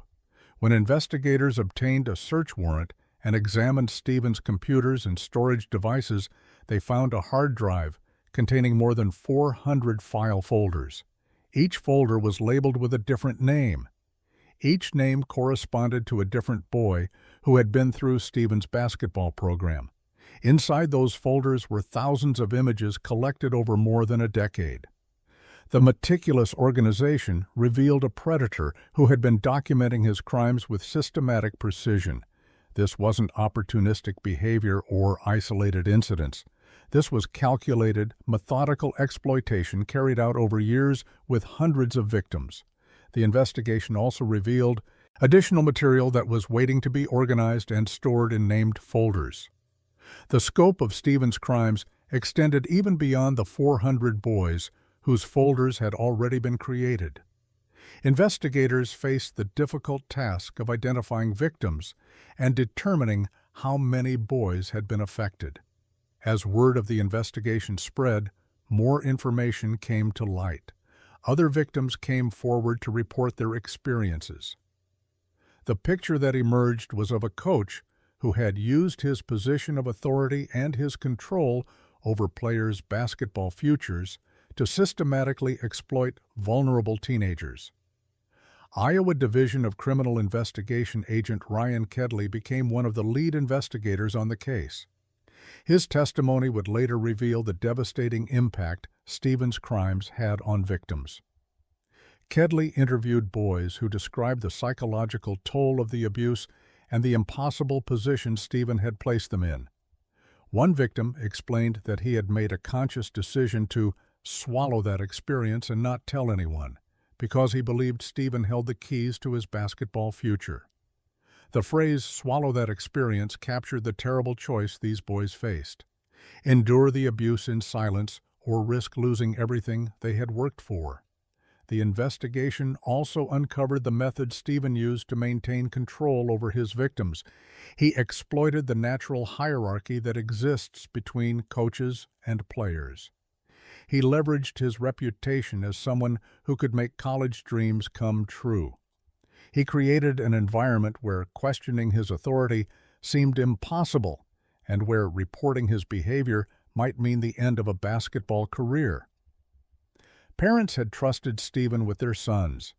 They had seen his track record of getting players college scholarships. They had believed he cared about the boys he coached. Some had no idea their sons had spent time at Stephen's house. Others knew about the visits, but believed they were legitimate coaching sessions or team activities.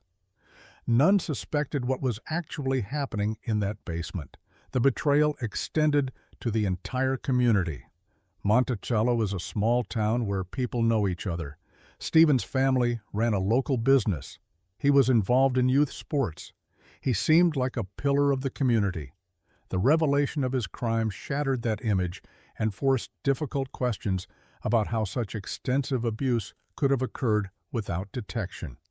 Because Stephen's crimes involved the production and possession of material depicting minors, he faced federal charges under laws prohibiting child exploitation. Federal prosecutors in the Northern District of Iowa built a case documenting multiple counts of exploitation and production of illegal material. The evidence was overwhelming. The hard drive alone contained proof of hundreds of victims. Investigators had testimony from boys who described what Stephen had done. They had the recording devices themselves. They had the organized folders with names. The scope and systematic nature of Stephen's crimes made defense difficult. Stephen eventually pleaded guilty to multiple federal counts. By accepting a plea agreement, he avoided a trial where victims would have had to testify publicly about their experiences. The plea likely spared the victims additional trauma, but it also meant some details of his crimes would never be fully aired in open court. In May 2019, Stephen appeared before U.S. District Judge C.J. Williams in Cedar Rapids for sentencing. The proceeding lasted an entire day as the court heard from prosecutors, defense attorneys, and some of the victims and their families. Prosecutors urged Judge Williams to impose a sentence that reflected the extraordinary scope of Stephen's crimes. They pointed to the hundreds of victims documented in the folders. They emphasized how Stephen had exploited his position as a coach and the boys' dreams of college scholarships.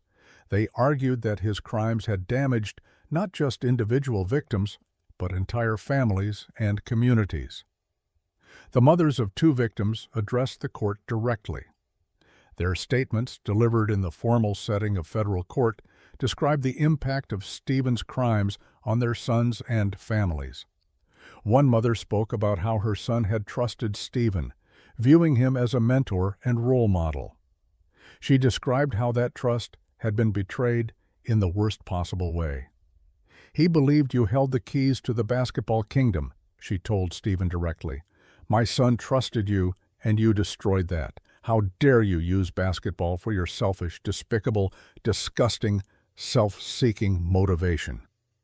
Her words captured the essence of Stephen's crimes. He had taken something pure, a teenager's love of basketball and dreams of playing in college, and weaponized it for exploitation.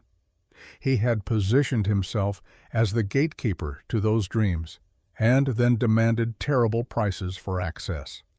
Stephen's defense attorneys asked Judge Williams for leniency, seeking a sentence of no more than 20 years, followed by intensive supervision upon release. They argued that Stephen was not beyond redemption and that a decades-long sentence would serve no purpose beyond punishment. Stephen himself addressed the court. "The things I have done are repulsive and wrong," he said.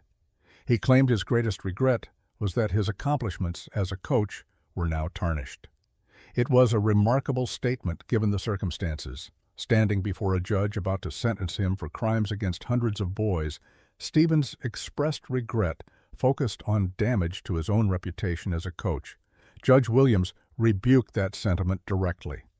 He told Stephen that his biggest regret should be the harm he had caused the boys and their parents, not the tarnishing of his coaching legacy. The judge's comments reflected the enormous gap between Stephen's self-perception and the reality of what he had done. In imposing sentence, Judge Williams emphasized the severity and scope of Stephen's crimes. He noted that Stephen had abused his position of trust to prey upon boys who saw him as their ticket to college basketball. The judge described Stephen's conduct as being of such an extreme nature that it warranted an effective life term. Judge Williams sentenced Stephen to 180 years in federal prison, the maximum penalty he faced on the charges. At 43 years old, Stephen would never be released. He would die in prison. The sentence sent a clear message about how seriously the court viewed crimes involving the exploitation of children and the abuse of positions of trust. "The harm the defendant caused to the children is incalculable and profound," Williams said from the bench. The 180-year sentence reflected that incalculable harm. Stephen's case became one of the largest and most disturbing youth sports exploitation prosecutions in Iowa history. The number of documented victims, over 400, was staggering. Each folder on that hard drive represented a boy whose trust had been betrayed, whose dreams had been exploited, and whose childhood had been damaged by an adult who was supposed to mentor and protect him. For the victims, the revelation of Stephen's arrest and the details of his crimes brought complex emotions. Some felt relief that he had finally been stopped and held accountable. Others experienced renewed trauma as they had to confront what had happened to them. Still others faced the difficult realization that their experiences had been documented and stored in folders with their names on them. Many of the victims were adults by the time Stephen was prosecuted. They had moved on with their lives, attended college, perhaps played basketball at the collegiate level. Some may have achieved the dreams Stephen had helped them reach, which created an additional layer of psychological complexity. How do you process the fact that someone who abused you also helped you achieve something you desperately wanted? The families of victims faced their own challenges. Parents struggled with guilt about having trusted Stephen with their sons. They questioned whether they should have seen warning signs. They wondered how they could have protected their children from someone who seemed so trustworthy and who was producing such positive results in terms of college scholarships. The Monticello community and the broader Iowa basketball community also had to reckon with Stephen's crimes. Coaches, players, and families who had interacted with the Barnstormers program over the years had to confront the reality that this respected coach had been systematically exploiting boys. The revelation damaged trust in youth sports programs and raised difficult questions about oversight and protection of young athletes. Stephen's case highlighted several disturbing realities about youth sports and the vulnerabilities young athletes face. Elite travel sports programs like AAU basketball operate with relatively little oversight compared to school-based athletics. Coaches in these programs often develop close relationships with players that extend beyond formal practice and game settings. Parents may have limited visibility into what happens during travel tournaments or private training sessions. The power dynamic in elite youth sports makes abuse possible. Coaches control playing time, positions, and exposure to recruiters.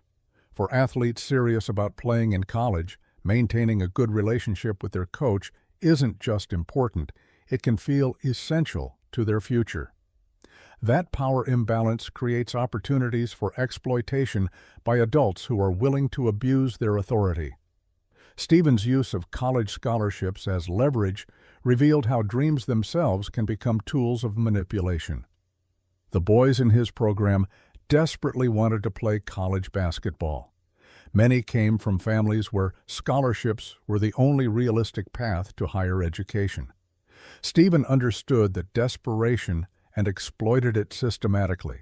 He made boys believe that access to college coaches and scholarship opportunities depended on compliance with his demands. The meticulous documentation of Stephen's crimes, those 400 folders, each with a name, demonstrated a level of organization and calculated predation that was particularly disturbing. This wasn't impulsive behavior. It was systematic exploitation carried out with record-keeping that suggested Stephen viewed the boys not as individuals, but as collectible conquests to be documented and cataloged. The case also illustrated how predators can hide in plain sight when they produce successful results. Stephen's track record of getting players college scholarships gave him credibility and trust.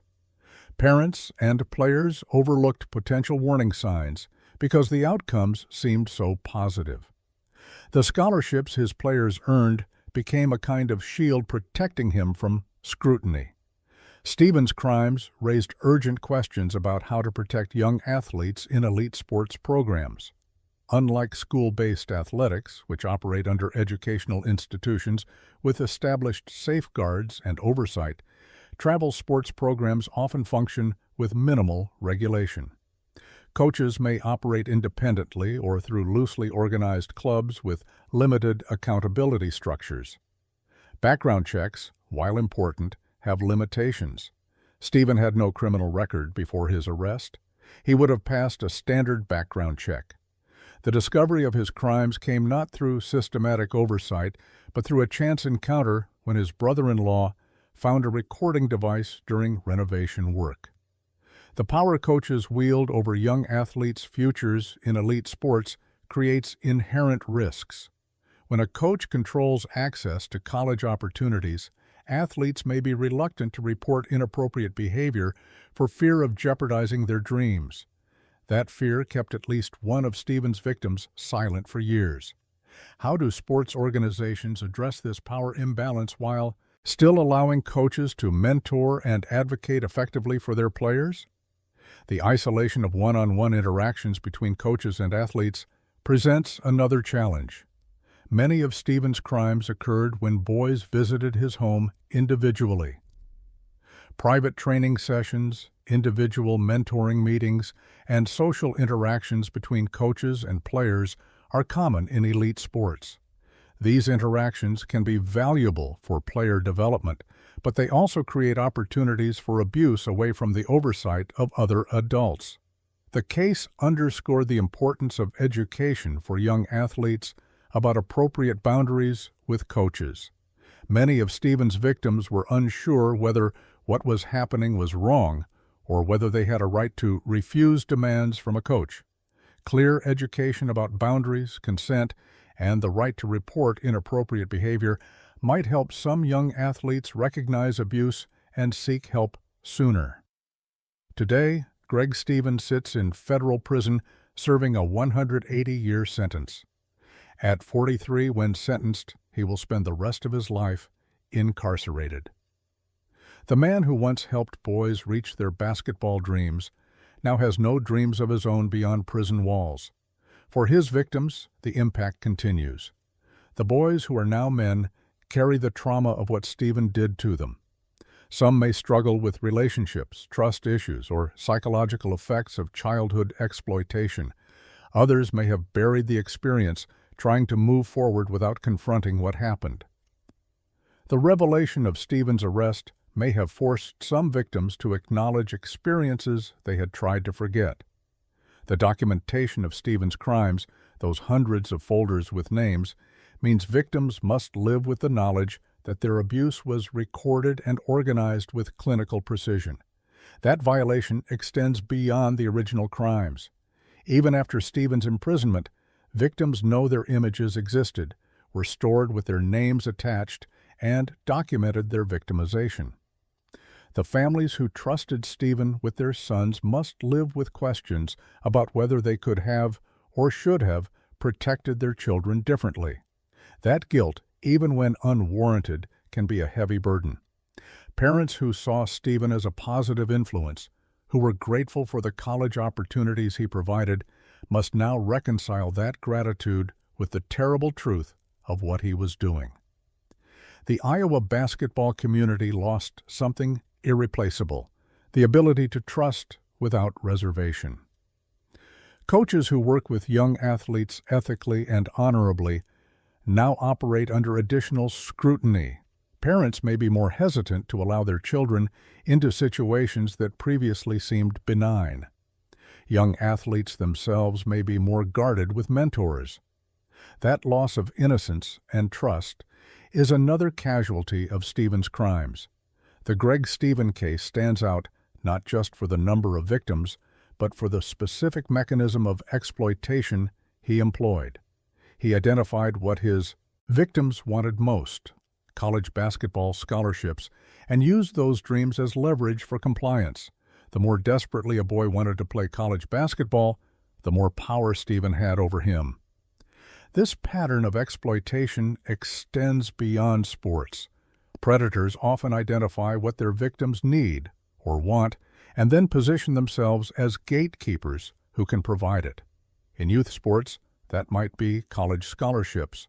In other contexts, it might be jobs, career opportunities, academic advancement, or simply acceptance and belonging.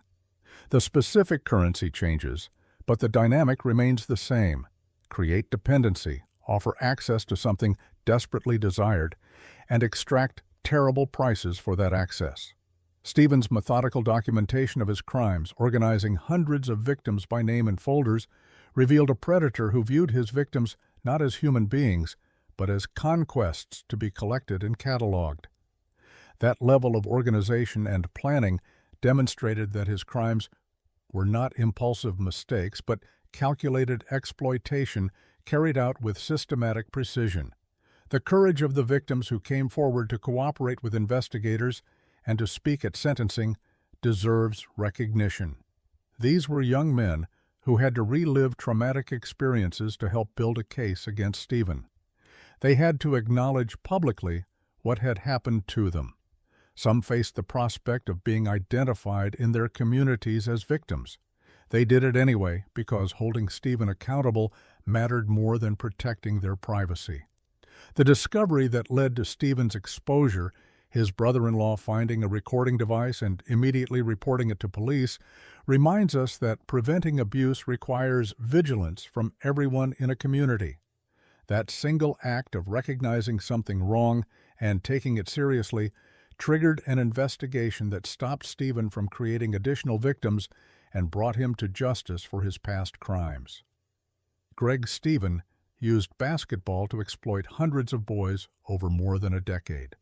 He weaponized their dreams. He betrayed their trust. He documented his crimes with meticulous organization. The 180-year sentence he received ensures he will never have the opportunity to harm another child.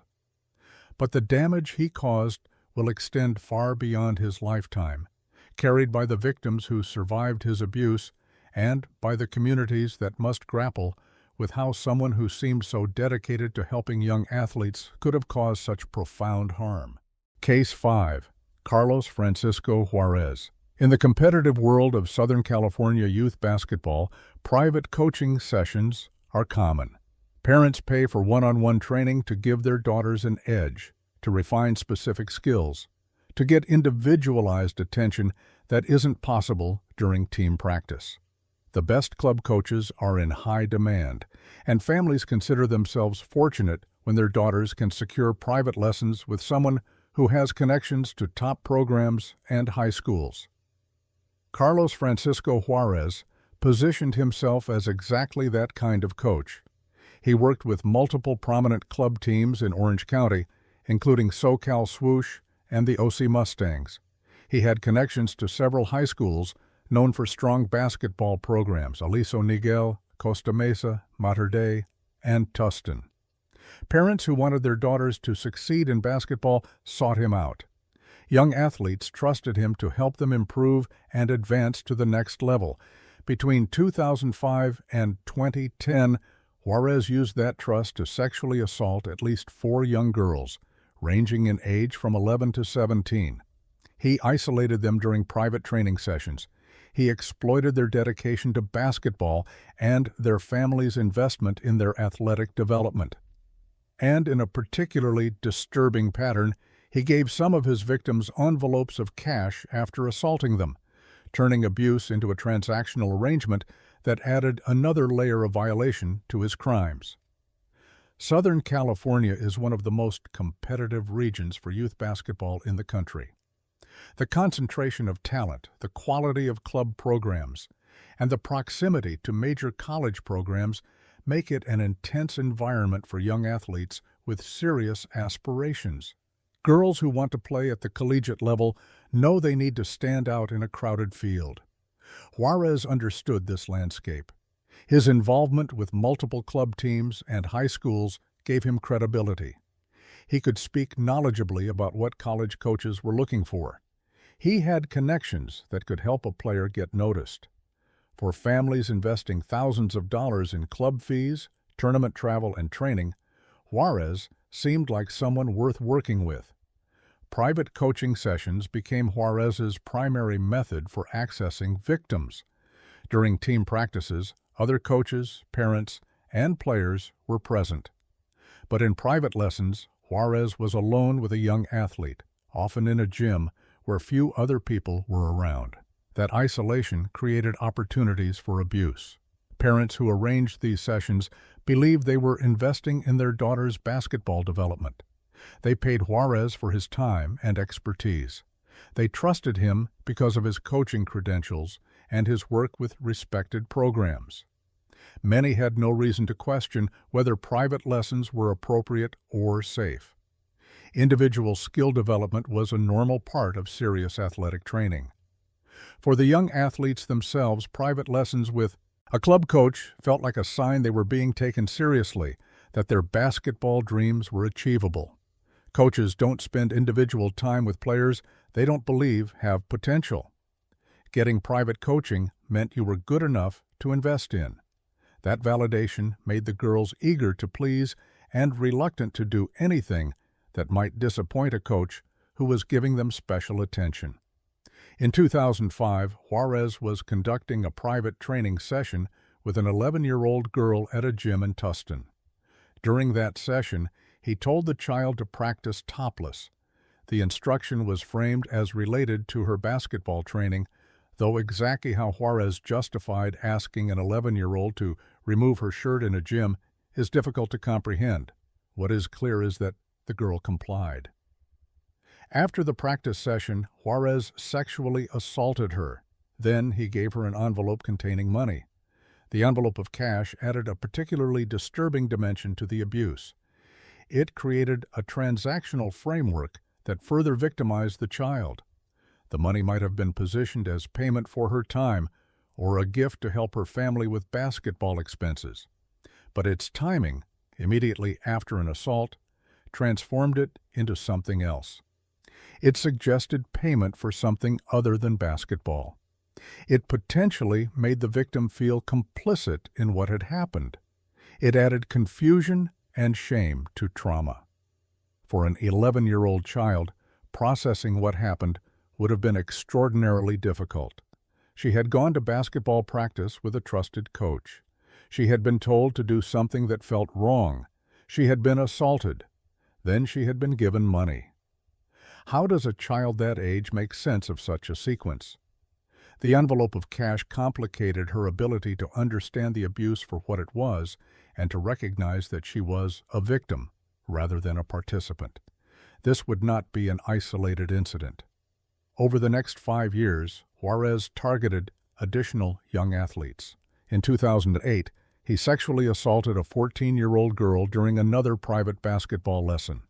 The pattern was consistent: use the pretext of individual training to isolate victims, exploit that isolation for assault, and maintain control through his position of authority as a coach.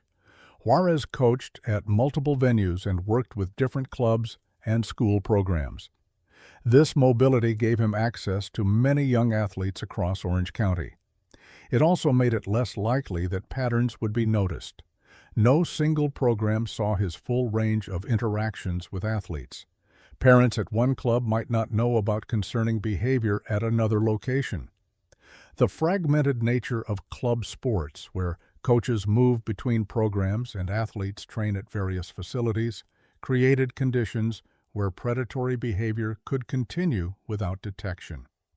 4 victims were at the center of the criminal charges eventually filed against Juarez. These were girls between ages 11 and 17 who had come to him for basketball coaching and instead experienced sexual assault. Each had trusted Juarez. Each had believed he was invested in helping them improve as players. Each discovered that trust had been terribly misplaced. The youngest victim, the 11-year-old assaulted in 2005, was still a child in every sense. At that age, athletes are just beginning to develop serious skills in their sport. They're learning fundamentals, building confidence, discovering whether they truly love the game enough to commit to the demanding schedule that serious basketball requires. An 11-year-old basketball player needs coaching, encouragement, and guidance, not exploitation by an adult who should be protecting her. The 14-year-old assaulted in 2008 was at a different stage. By that age, serious basketball players are thinking about high school teams, club tournaments, and starting to understand what playing in college might require. They're making sacrifices for their sport, spending hours in gyms and weight rooms, prioritizing basketball over other activities. That dedication makes them particularly vulnerable to coaches who claim they can help them reach the next level. The other victims whose experiences were included in the charges spanned this age range. Some were middle school athletes just getting serious about basketball. Others were high school players working toward college opportunities. What united them was their trust in Juarez as a coach and their vulnerability during private training sessions where he had complete control.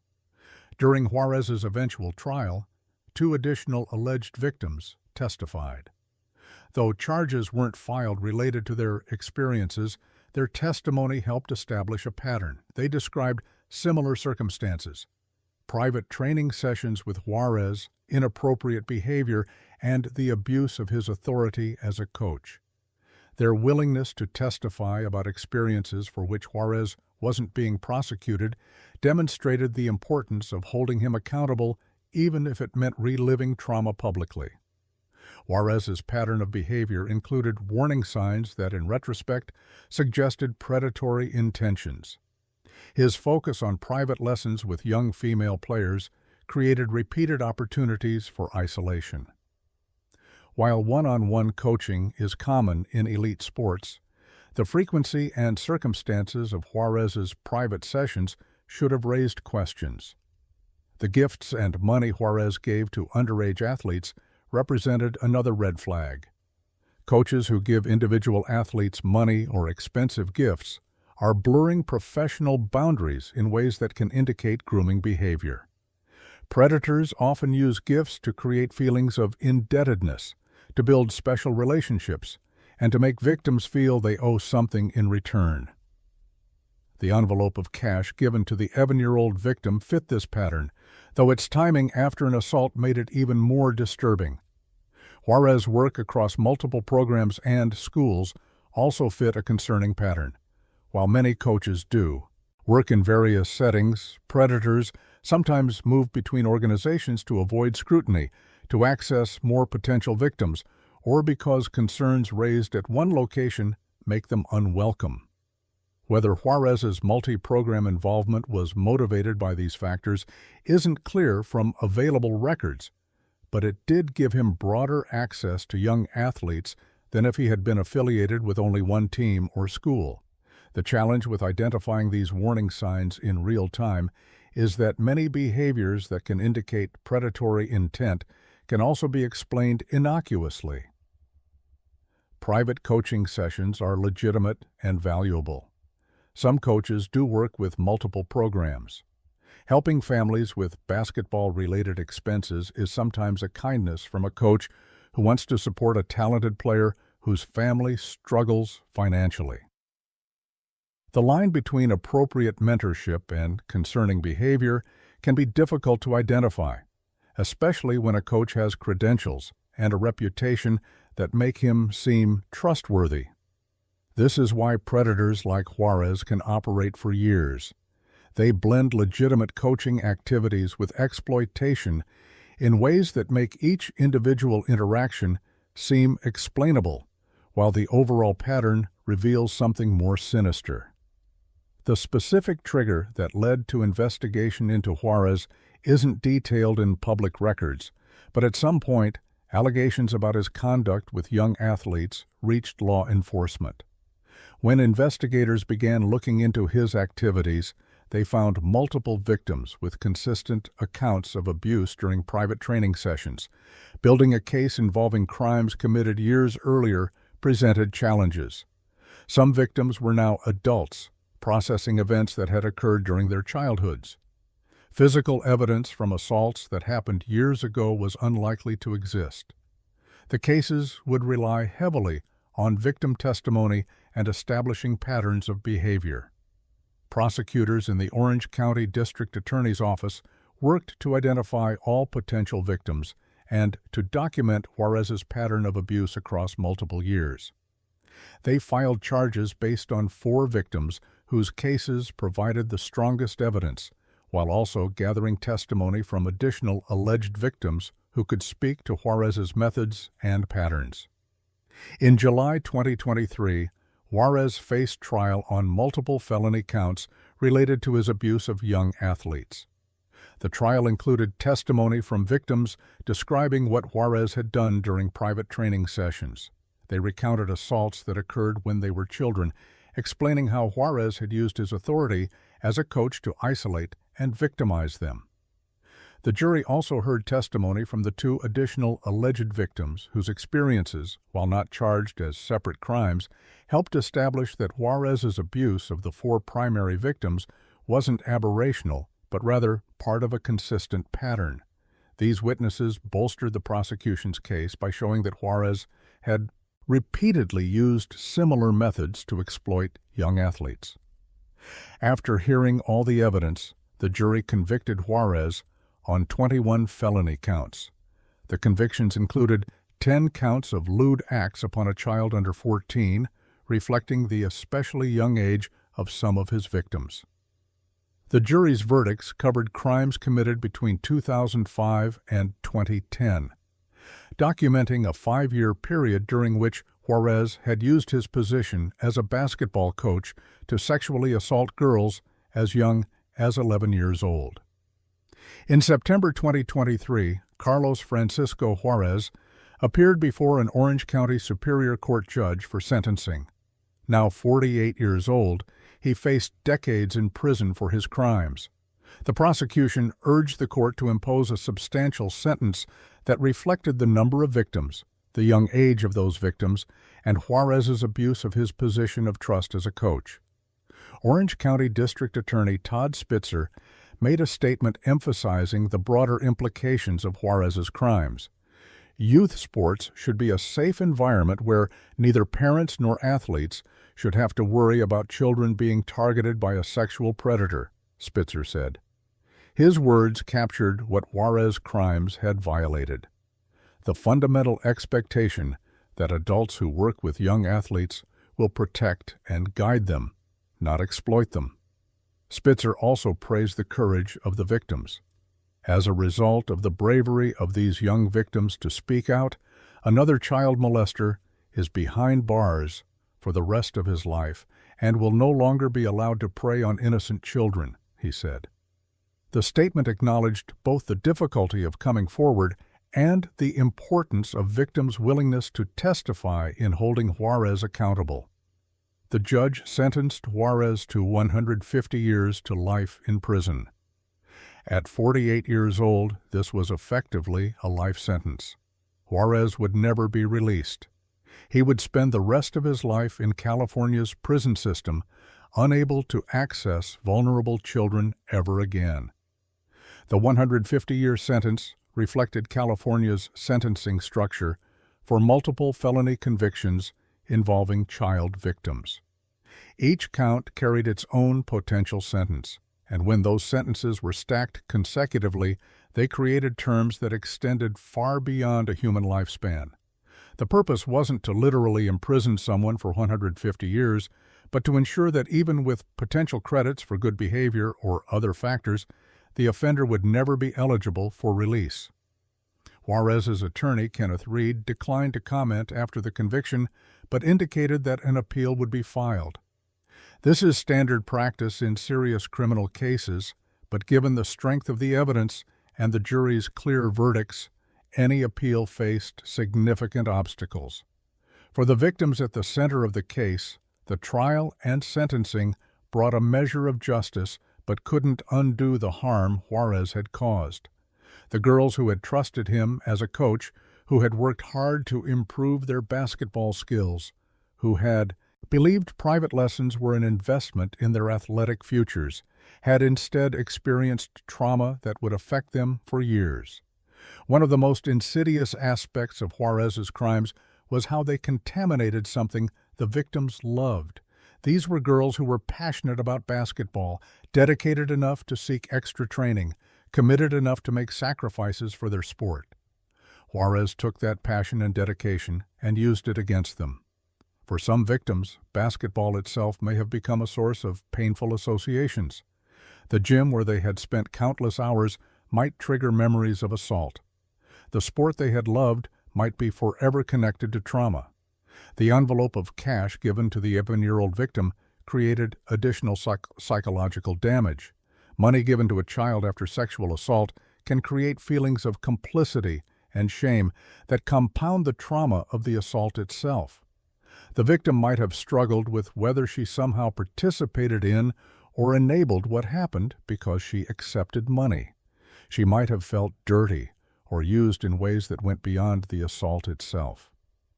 Processing those feelings as an adult, looking back on childhood experiences, would require confronting layers of manipulation and exploitation. For the families of victims, Juarez's crimes brought their own form of trauma.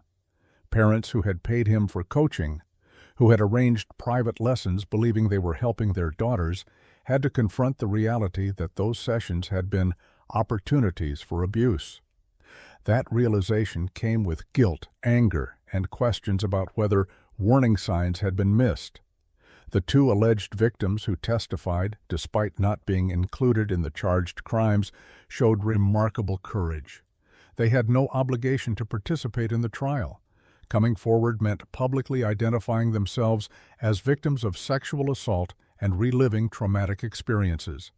They did it anyway because helping to establish the pattern of Juarez's crimes and supporting the prosecution's case mattered more than protecting their privacy.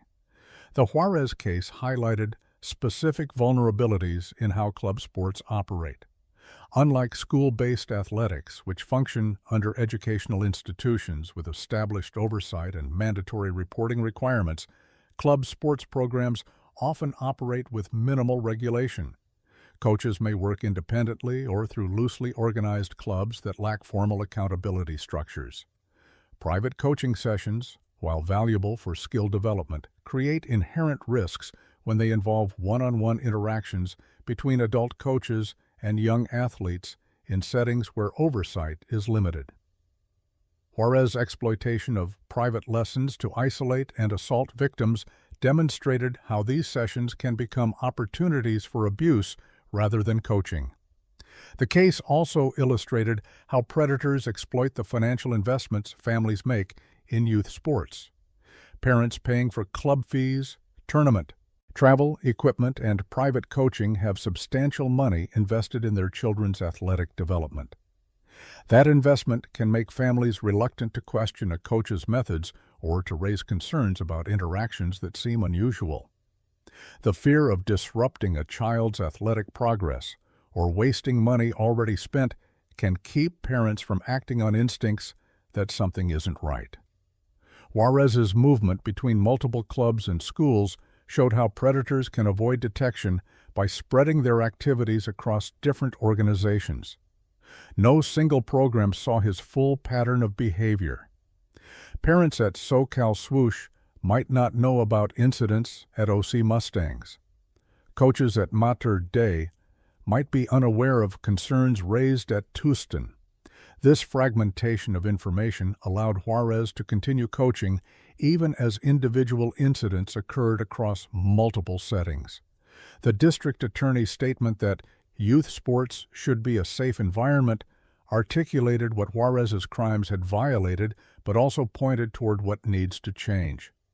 Creating genuinely safe environments for young athletes requires systemic changes, better background checks, clearer policies about coach-athlete interactions, education for young athletes about appropriate boundaries, training for parents about warning signs, and accountability structures that apply across club sports just as they do in school settings. Carlos Francisco Juarez's crimes revealed how predators exploit the trust inherent in coaching relationships. Parents trust coaches to develop their children's athletic abilities. Young athletes trust coaches to guide them toward their goals. That trust is necessary for effective coaching, but it also creates vulnerability that can be exploited. The envelope of cash Juarez gave to the 11-year-old victim stands out as a particularly disturbing detail. It transformed the relationship from coach-athlete to something transactional in a way that added manipulation to assault. Whether Juarez intended the money to ensure the victim's silence, to make her feel complicit, or simply as part of his pattern of giving inappropriate gifts to young athletes, the effect was to further victimize a child who had already been assaulted. The relatively young ages of Juarez's victims, with some as young as 11, made his crimes especially predatory. Children that age lack the emotional and cognitive development to fully understand sexual abuse or to effectively resist manipulation by trusted adults. An 11-year-old told by a coach to practice topless might not immediately recognize this as inappropriate, especially if the instruction is framed as related to training. That vulnerability is why adults who work with children bear special responsibility to maintain appropriate boundaries and why violations of that trust carry enhanced legal penalties. The 5-year span of Juarez's documented crimes, from 2005 to 2010, represents 5 years during which young athletes who sought his coaching instead experienced assault.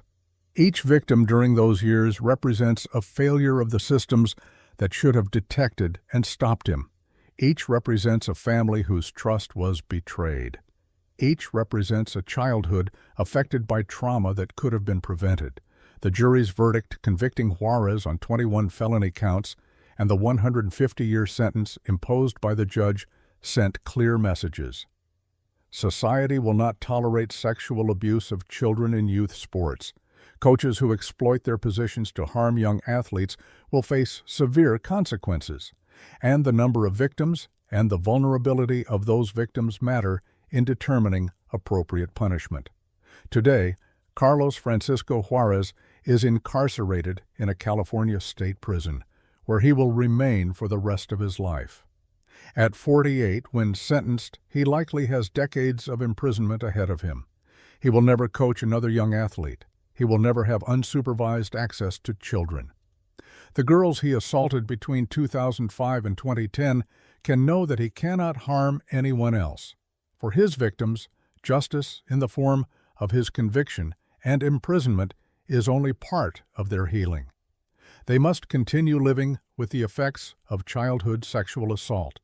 They must process not just what Juarez did, but how it has affected their lives, relationships, and sense of safety. Some may have received counseling and support that helped them cope with trauma. Others may still be struggling with effects they haven't fully addressed. The victims who came forward to testify against Juarez performed an act of courage that protected other potential victims and held an offender accountable. Their willingness to speak up, to cooperate with investigators, and to testify in court made the prosecution possible. Without their participation, Juarez might have avoided consequences for his crimes. The families who trusted Juarez with their daughters learned a painful lesson about how trust can be exploited and how predators can hide behind credentials and reputations. Their experience serves as a reminder that no amount of coaching success or professional credibility should override basic safeguards for protecting children. The Orange County basketball community, like any community that discovers a predator operated among them, must grapple with difficult questions. How many families unknowingly had interactions with Juarez during his years of coaching? How many young athletes trained with him without experiencing abuse but were at risk simply by being alone with him? How do clubs and schools prevent similar exploitation in the future? The answer lies in systemic changes that prioritize child safety over convenience or tradition. Private coaching sessions may need additional oversight. Policies about when coaches can be alone with young athletes may need to be established and enforced. Education for parents about warning signs and for young athletes about appropriate boundaries should become standard. Background checks, while imperfect, should be universal for anyone working with children in sports. Carlos Francisco Juarez exploited young girls' love of basketball and their families' dreams for their athletic futures. He used private training sessions to isolate and assault victims. He gave an 11-year-old child an envelope of cash after assaulting her, adding manipulation to trauma. He operated for at least 5 years, harming multiple victims before being caught and held accountable. His 150-year sentence ensures he will never again have the opportunity to harm a child. But the damage he caused will outlast him, carried by the victims who survived his abuse and by the families and communities that must learn from his crimes to better protect the next generation of young athletes. Case 6. Dorian Christopher Bars. The teenage years are when many young athletes form their closest bonds with coaches. They spend hours together at practice, travel to tournaments on weekends, communicate about training schedules and game strategies. In an era where much of that communication happens through social media and text messages, the lines between coaching relationships and personal friendships can blur. Coaches who stay connected with their players through Instagram, Snapchat, and other platforms are often seen as approachable and invested. Dorian Christopher Bars understood this dynamic perfectly. As a volleyball coach at Maple Grove High School and various club programs in the Minneapolis suburbs, he positioned himself as someone who genuinely cared about his players. He was available to talk, quick to respond to messages, engaged with their lives beyond volleyball. To parents and administrators, he seemed dedicated. To the girls he coached, he seemed supportive. For nearly a decade, Bars used that access and that trust to systematically exploit the young athletes under his care. He groomed at least 19 minor victims, 14 of whom he coached directly. He used social media to manipulate and coerce them. And in one of the most disturbing aspects of his crimes, he frequently catfished his own players, creating fake social media profiles using other minors' identities to gain trust before steering conversations toward sexual content and exploitation. Maple Grove is a suburban community northwest of Minneapolis, the kind of place where youth sports are central to family life and community identity. Volleyball is particularly popular, with strong high school programs and numerous club teams that compete at regional and national levels. Coaches in these programs wield significant influence over their players' athletic development and, for serious athletes, their prospects for college scholarships. Bars worked as a volleyball coach at Maple Grove High School and also coached club volleyball. This dual role gave him access to many young athletes across different programs. Some girls played for him in multiple settings on their high school team and on a club team he coached. That continuity meant Bars could build relationships with players over multiple seasons and years. Volleyball coaching requires teaching technical skills like serving, setting, and hitting. But it also involves significant mental and emotional work. Coaches help players develop confidence, work through performance anxiety, navigate team dynamics, and manage the pressures of competitive sports. Good coaches become trusted mentors who athletes turn to not just for volleyball advice, but for guidance on broader life challenges. Bars cultivated that mentor role deliberately. He was accessible to his players outside of practice and games. He maintained contact through social media and text messaging.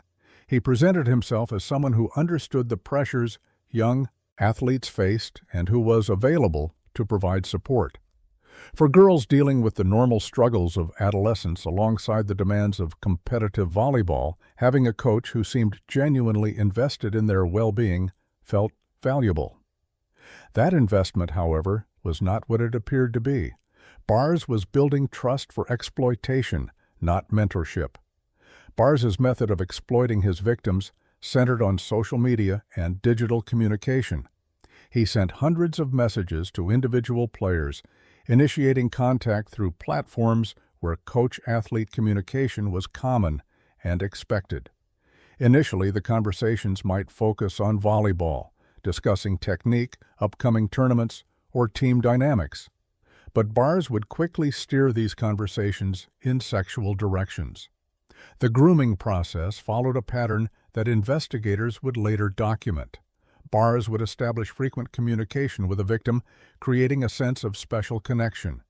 He would gradually introduce more personal topics, learning about the girl's life, family situation, insecurities, and vulnerabilities. He would position himself as someone who understood her in ways others didn't. Then, he would begin sexualizing the conversations, testing boundaries, and normalizing inappropriate discussions. For many victims, this progression happened so gradually that they didn't immediately recognize it as predatory. A coach showing interest in a player's life seemed caring. A coach being willing to discuss personal matters seemed supportive. By the time conversations turned explicitly sexual, Bars had already established enough trust and control that victims struggled to resist or to recognize they should report what was happening. But Bars went beyond simply using his own identity to exploit players. He frequently engaged in catfishing, creating fake social media profiles using other minors' identities. This tactic served multiple purposes. It allowed him to approach victims without immediately being recognized as their coach, which might have triggered appropriate caution. It let him present himself as a peer rather than an adult authority figure, making sexualized conversations seem more natural. And it gave him a layer of deniability if conversations were discovered, since the fake profile wasn't obviously connected to him. The use of catfishing was particularly manipulative because it exploited victims twice, once by deceiving them about who they were talking to, and again by using another minor's identity without that person's knowledge or consent. Some of the fake profiles Bars created likely used photos and information from real teenagers, meaning those individuals unknowingly became tools in his predatory scheme. Once Bars had established trust through these fake identities, he would often reveal his true identity or shift to communicating directly as himself. By that point, the victim had already been groomed and was less likely to resist his demands. The catfishing served as an initial hook that made subsequent exploitation easier. Bars's goal throughout this grooming process was to coerce his victims into producing and sending him explicit images and videos. He would pressure girls to record themselves in sexual ways and share that content with him through Snapchat, text messages, or other platforms. This production of material depicting minors constituted federal crimes, production and possession of child pornography, that would eventually form the basis of his prosecution. The coercion Bars used was multifaceted. Sometimes he used his authority as a coach, explicitly or implicitly suggesting that compliance affected a player's position on the team or playing time. He exploited the natural desire young athletes have to please their coaches and avoid disappointing authority figures they respect. He used psychological manipulation, making victims feel special or chosen, while also making them feel obligated to continue once they had sent initial images. Bars was described by prosecutors as a master manipulator. His scheme was systematic and calculated. He built relationships with minors with one clear goal: his own sexual gratification. Everything else, the coaching, the mentorship, the apparent support, was secondary to that objective. The messages Bars sent to victims numbered in the hundreds. He was persistent, wearing down resistance through constant communication. He steered conversations to sexual topics rapidly once he had established basic trust. He normalized behaviors that should have seemed obviously inappropriate by making them seem like natural extensions of their relationship. For the victims, many of whom were as young as 14 years old, resisting this manipulation was extraordinarily difficult. They trusted Bars as their coach. They wanted to maintain positive relationships with someone who controlled their athletic opportunities. They may have felt confused about whether what was happening was wrong or whether they had somehow encouraged it. Some may have felt they couldn't report it without exposing themselves to consequences at school or on their teams. The pattern might have continued indefinitely if not for the courage of one victim who decided to speak up. In 2024, this young woman told her parents what Bars had been doing. She explained the messages, the pressure, the explicit content he had demanded. Her parents immediately contacted law enforcement, That initial report triggered an investigation that would uncover the full scope of Bars's crimes. Federal agents and local police began examining his communications with players. They obtained warrants for his electronic devices and social media accounts. What they found was evidence of a nearly decade-long pattern of exploitation involving at least 19 minor victims. As the investigation progressed and word spread that Bars had been arrested, more victims came forward. Girls who had experienced similar abuse but hadn't reported it found the courage to speak up once they realized they weren't alone. They contacted investigators to share their own experiences. They provided evidence in the form of messages and accounts of what Bars had done. This pattern, one victim coming forward and triggering reports from others, is common in cases involving predators who exploit multiple victims over time. The first report is the hardest. The victim who speaks first takes the greatest risk and faces the most uncertainty. But that initial report often creates permission for others to share their own experiences, leading to the fuller picture of a predator's crimes. The 19 victims investigators identified represented only those they could confirm through evidence and witness statements. The actual number of girls Bars contacted inappropriately or attempted to exploit may have been higher. Some victims may never have come forward. Others may have had experiences that couldn't be fully documented or didn't rise to the level of criminal charges, even if they were inappropriate. Because Bars's crimes involved the production of material depicting minors, and because some of his communications crossed state lines through interstate networks, he faced federal prosecution. The U.S. Attorney's Office for the District of Minnesota brought charges of production of child pornography, which carries severe mandatory minimum sentences under federal law. The evidence against Bars was extensive. Investigators had messages documenting his grooming tactics. They had the explicit images and videos he had coerced victims into producing. They had testimony from victims describing how Bars had used his position as their coach to manipulate and exploit them. The case was overwhelming. Rather than face trial, Bars pleaded guilty. The plea agreement likely spared his victims from having to testify in open court about their experiences, though it also meant some details of his crimes would never be publicly aired through a trial. By pleading guilty, Bars admitted to producing child pornography and acknowledged that he had exploited his position as a volleyball coach to prey on vulnerable young athletes. On July 23, 2025, Dorian Christopher Bars appeared before U.S. District Judge Nancy E. Brassell in Minneapolis for sentencing. Now 33 years old, he faced decades in federal prison. The courtroom heard from prosecutors, from defense attorneys, and from the impact his crimes had on victims and their families.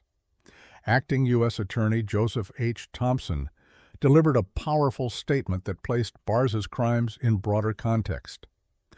Bars didn't just break the law. He shattered the trust placed in him by parents, schools, and the girls he coached and was supposed to protect, Thompson said. This was a deliberated and calculated abuse of power. Thompson went further, connecting Bars's case to a troubling pattern in Minnesota, and it is part of a broader crisis we are facing in Minnesota, he said. Coaches, state troopers, daycare workers, federal agents, and state senators, case after case of people who hold positions of trust and authority preying on children. It is the ultimate betrayal of power, and it demands the full force of federal prosecution. His words reflected frustration and determination. To be clear, while I am tired of seeing these cases, this office will not slow down, Thompson continued. If you hold a position of trust or authority and harm a child, we will find you, we will expose you, and you will see federal justice. The FBI also issued a statement through Special Agent in Charge Alvin M. Winston. The 33-year prison sentence in this case serves as a stern warning to those who prey upon and sexually exploit children for their own gratification, Winston said. He emphasized the FBI's commitment to protecting children within communities and noted pride in collaborative efforts with local authorities throughout the investigation. Judge Brazel, in handing down her sentence, spoke directly about what the case represented. "This case represents every parent's nightmare," she said from the bench. She noted that Bars had abused a position of trust for both the victims and their families. Then Judge Brazel made an observation that captured one of the most tragic aspects of Bars's crimes. Sometimes sports are the only lifeline for a child with a bad situation at home, which is ironic because the defendant knows how important sports were in his own life, so it's even more unfathomable what he did in this case. Her comment highlighted the cruel irony of Bars's exploitation. Sports programs are supposed to provide stability, structure, positive role models, and opportunities for young people who may lack those things in other areas of their lives. For some kids, their team and their coach are the most consistent positive influences they have. Bars understood this because, by his own account, sports had been important to him, yet he used that understanding not to help struggling kids, but to identify and exploit vulnerabilities. Judge Brazel sentenced Bars to 400 months, 33 years and 4 months in federal prison. He would also face a lifetime term of supervised release once his prison sentence was complete, meaning that even if he ever regained freedom as an elderly man, he would live under strict monitoring for the rest of his life. At 33 years old when sentenced, Bars would be 66 when eligible for release. The sentence effectively encompassed his entire middle age. The most productive decades of his life would be spent in federal prison. If he is released, he will be an elderly man who spent most of his adult life incarcerated. For the 19 identified victims of Bars's exploitation, his conviction and imprisonment provided accountability but couldn't undo the harm. These were young women who had trusted their coach, who had been manipulated through carefully executed grooming tactics, who had been coerced into producing explicit content that violated their dignity and autonomy. The psychological impact of such exploitation extends far beyond the original victimization. The victims must live with knowledge that explicit images or videos of them exist, created under coercion when they were minors. They must process the betrayal of someone they trusted in a mentorship role. They must navigate feelings of shame and guilt that are common among abuse victims, even though the responsibility lies entirely with their abuser. For victims who were catfished before being revealed to Bars's true identity, there is an additional layer of violation. They were deceived about who they were talking to, manipulated by fake personas, and then exploited once the deception was revealed. That double betrayal, first being lied to, then being exploited, compounds the trauma. The U.S. Attorney's Office specifically commended the bravery of the victims who came forward. The office's statement noted that in 2024, one victim told her parents and then contacted law enforcement, becoming the first step in unraveling Bars's crimes. This was the first step in unraveling Bars's crimes, the statement read. More victims then came forward, which allowed law enforcement and the U.S. Attorney's Office to piece together the scope of this horrifying scheme and bring Bars to justice. The statement concluded with words directed at the survivors. To the survivors, your courage in coming forward is the reason this predator was held accountable, and your strength protected other girls from ever experiencing Bars's abuse. Those words acknowledge an important truth. By reporting Bars, the victims not only sought justice for themselves, but also stopped him from creating additional victims. Every day Bars remained free to coach was a day when more young athletes were at risk. The victims who came forward ended that risk. The Bars case illustrated how predators have adapted their methods to exploit digital communication technologies. In earlier generations, coaches who abused athletes had to rely on in-person opportunities for exploitation. They had to isolate victims physically and rely on victims' reluctance to report face-to-face abuse. Digital communication changed that calculus. Predators can now groom victims through social media and messaging apps, building inappropriate relationships through text rather than just in-person interactions. They can maintain constant contact in ways that would have been impossible before smartphones. They can exploit the informal nature of social media communication to blur boundaries between appropriate coach-athlete relationships and predatory behavior. Catfishing represents a particularly modern form of manipulation.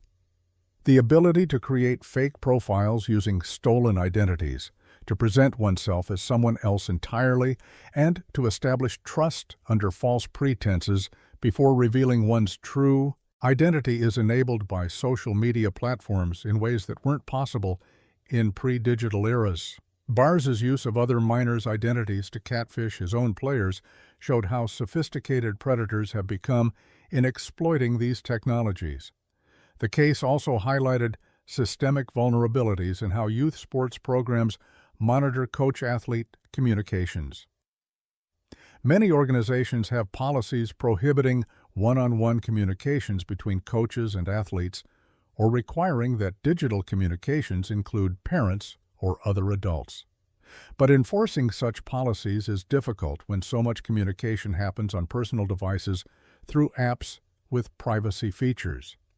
Judge Brazel's observation about sports being the only lifeline for a child with a bad situation at home pointed to another vulnerability Bars exploited. Young athletes who are struggling, whether with family problems, mental health challenges, academic difficulties, or other issues, are particularly vulnerable to grooming by adults who offer support and attention. Predators actively seek out these vulnerable individuals because they're more likely to be responsive to manipulation and less likely to have strong support systems that might detect warning signs. Acting U.S. Attorney Thompson's comments about a broader crisis in Minnesota of trusted authority figures preying on children reflected a troubling pattern not unique to that state. Across the country, cases involving coaches, teachers, youth leaders, and others in positions of trust exploiting children have become distressingly common. The question is whether the frequency represents an increase in such crimes or simply increased detection and reporting. Either way, the pattern demands systemic responses beyond prosecuting individual offenders. The Bars case raised important questions about how to protect young athletes in an era of digital communication. Complete prohibition of all coach-athlete digital communication would be impractical and potentially harmful to legitimate coaching relationships. But unmonitored, private digital communications create opportunities for exploitation that predators like Bars eagerly exploit. Some sports organizations have implemented policies requiring that communications between coaches and athletes occur on platforms monitored by parents or other administrators. Group messaging, rather than one-on-one conversations, can reduce opportunities for inappropriate interactions. Clear education for coaches, athletes, and parents about appropriate boundaries in digital communication can help everyone recognize warning signs, but policies and education can only go so far when predators are determined and sophisticated. Bars spent nearly a decade exploiting athletes, using methods that evolved with technology. He created fake identities, manipulated platforms' features, and carefully groomed victims in ways that made them reluctant to report him. No single policy change would have prevented all of his crimes. The most important protective factor proved to be victims' willingness to come forward and supportive families who listened when their daughters disclosed abuse.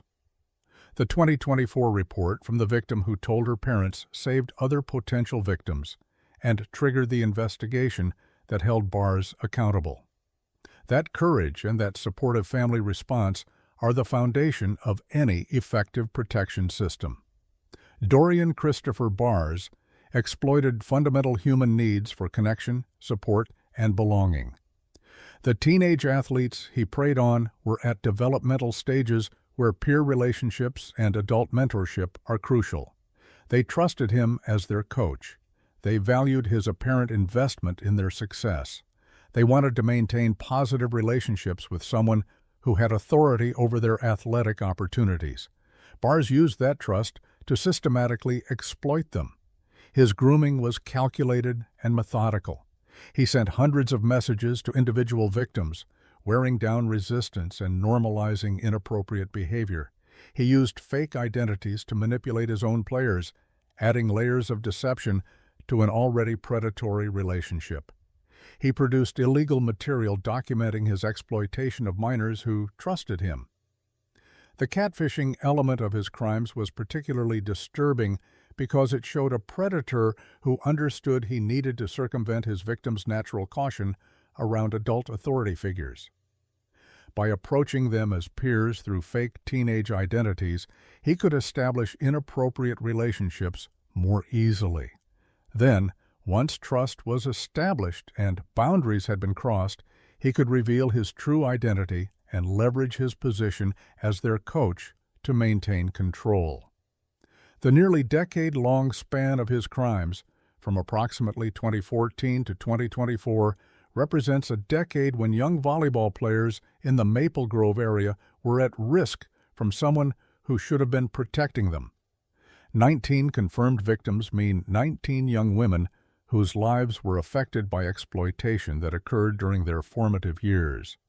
Each represents a family whose trust was betrayed and a community's failure to detect a predator operating among them. The 33-year sentence Judge Brazel imposed ensures that Bars will spend most of his remaining productive adult life incarcerated. The lifetime supervised release that follows means he will never again have unsupervised access to children, but the sentence can't undo the harm he caused or restore what was taken from his victims. Today, Dorian Christopher Bars sits in federal prison, recently incarcerated following his July 2025 sentencing. He is at the beginning of a 33-year term that will keep him imprisoned until he is elderly. The young women he exploited are continuing their lives, carrying the effects of his abuse, but no longer at risk from him. The volleyball programs where Bars coached must reckon with how he operated undetected. For nearly a decade, Maple Grove High School and the club volleyball programs where he worked must examine their policies, their oversight, and their culture to understand how exploitation on this scale could occur. Parents throughout the community must consider whether additional safeguards are needed to protect their children. The victims who came forward, particularly the first one who reported to her parents in 2024, showed courage that likely saved other girls from exploitation. Their willingness to speak up, to cooperate with investigators, to support prosecution even when it meant reliving trauma, made accountability possible. As the U.S. Attorney's Office noted, their strength protected others from experiencing similar abuse. The case serves as a reminder that predators have adapted their methods to exploit modern communication technologies. They use social media not just to access victims, but to manipulate them through sophisticated grooming tactics like catfishing. They understand developmental psychology well enough to identify vulnerable targets and deploy precise manipulation strategies. They exploit the trust inherent in coaching relationships while hiding behind digital anonymity when it suits their purposes. Acting U.S. Attorney Thompson's promise that his office would continue aggressively prosecuting those who exploit children reflects the reality that cases like Bars's are not isolated incidents. They represent a pattern that requires sustained attention from law enforcement, prosecutors, and communities. The broader crisis he described of trusted authority figures preying on children demands more than individual prosecutions. It requires cultural change in how youth programs operate and how seriously society takes the protection of children in those programs. For the 19 victims of Dorian Christopher Bars, Justice came in the form of his conviction and his 33-year sentence. But the more important question is whether their courage in coming forward will lead to changes that protect the next generation of young athletes from predators who exploit trust, technology, and power to harm children who should have been safe in their care. Case 7. Dwayne Ewan. In youth basketball programs across Honolulu, Dwayne Ewan presented himself as someone who cared deeply about the young athletes he coached and mentored. He bought them elaborate gifts. He took them out for meals. He spent time with players outside of practices and games, offering the kind of attention that seemed like a genuine investment in their success and well-being. For families struggling financially or dealing with difficult circumstances at home, Ewan's generosity and apparent dedication seemed like a blessing. But Ewan wasn't identifying vulnerable young athletes to help them. He was identifying them to exploit them. For 18 years, from 2005 to 2023, Ewan used his position as a youth basketball coach to prey on girls who came from troubled backgrounds, families facing financial stress, or situations that made them particularly susceptible to manipulation by a seemingly caring adult. He groomed them methodically. He sexually assaulted them, and when victims tried to stop the abuse or threatened to report him, Ewan's mask of kindness fell away to reveal threats of extraordinary violence and cruelty. "I will ruin your life, rape you, and kill you," Ewan told one 16-year-old victim who attempted to stop his abuse. "I'm untouchable." For nearly 2 decades, Ewan believed he was right about being untouchable. He continued coaching, continued assessing vulnerable young athletes, and continued exploiting them. But in 2023, his victims finally found the courage to come forward. And Ewan discovered that no one is truly untouchable. Dwayne Ewan was involved in youth basketball in Honolulu for many years, serving as both a coach and mentor to young players. Hawaii's youth sports scene, like many island communities, has tight-knit connections where coaches often develop close relationships with athletes and their families. In communities where economic disparities exist and where some families struggle with financial stability, coaches who offer additional support can seem like godsends. Ewan deliberately sought out athletes whose circumstances made them vulnerable. He looked for girls from single-parent households. He identified families dealing with financial stress. He paid attention to which athletes seemed to be struggling emotionally or who lacked strong support systems at home.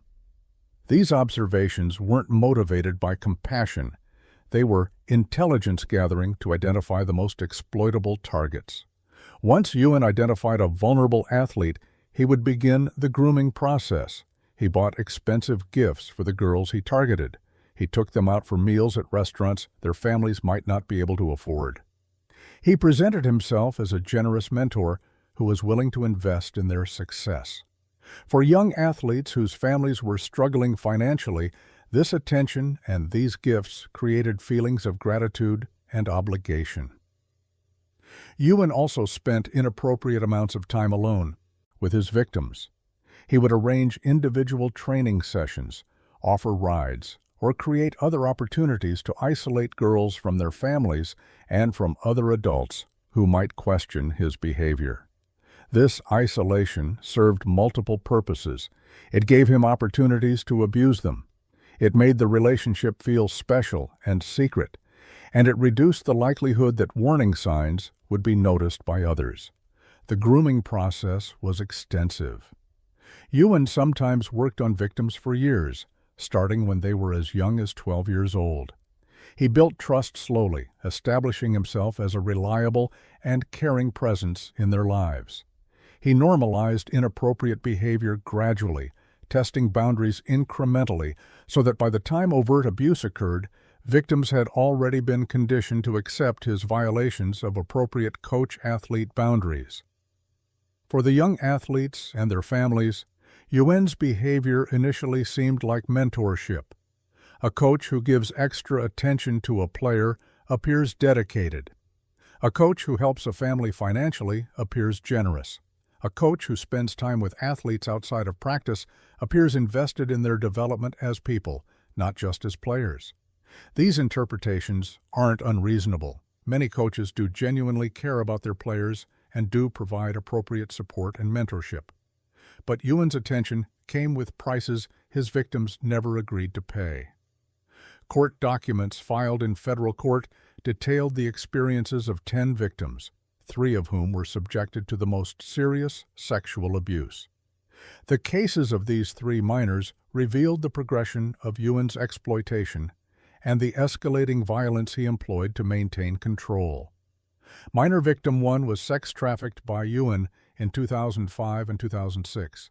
The federal charge of sex trafficking doesn't necessarily mean she was sold to others, but rather that Ewan used force, fraud, or coercion to cause her to engage in commercial sex acts or to benefit from her exploitation.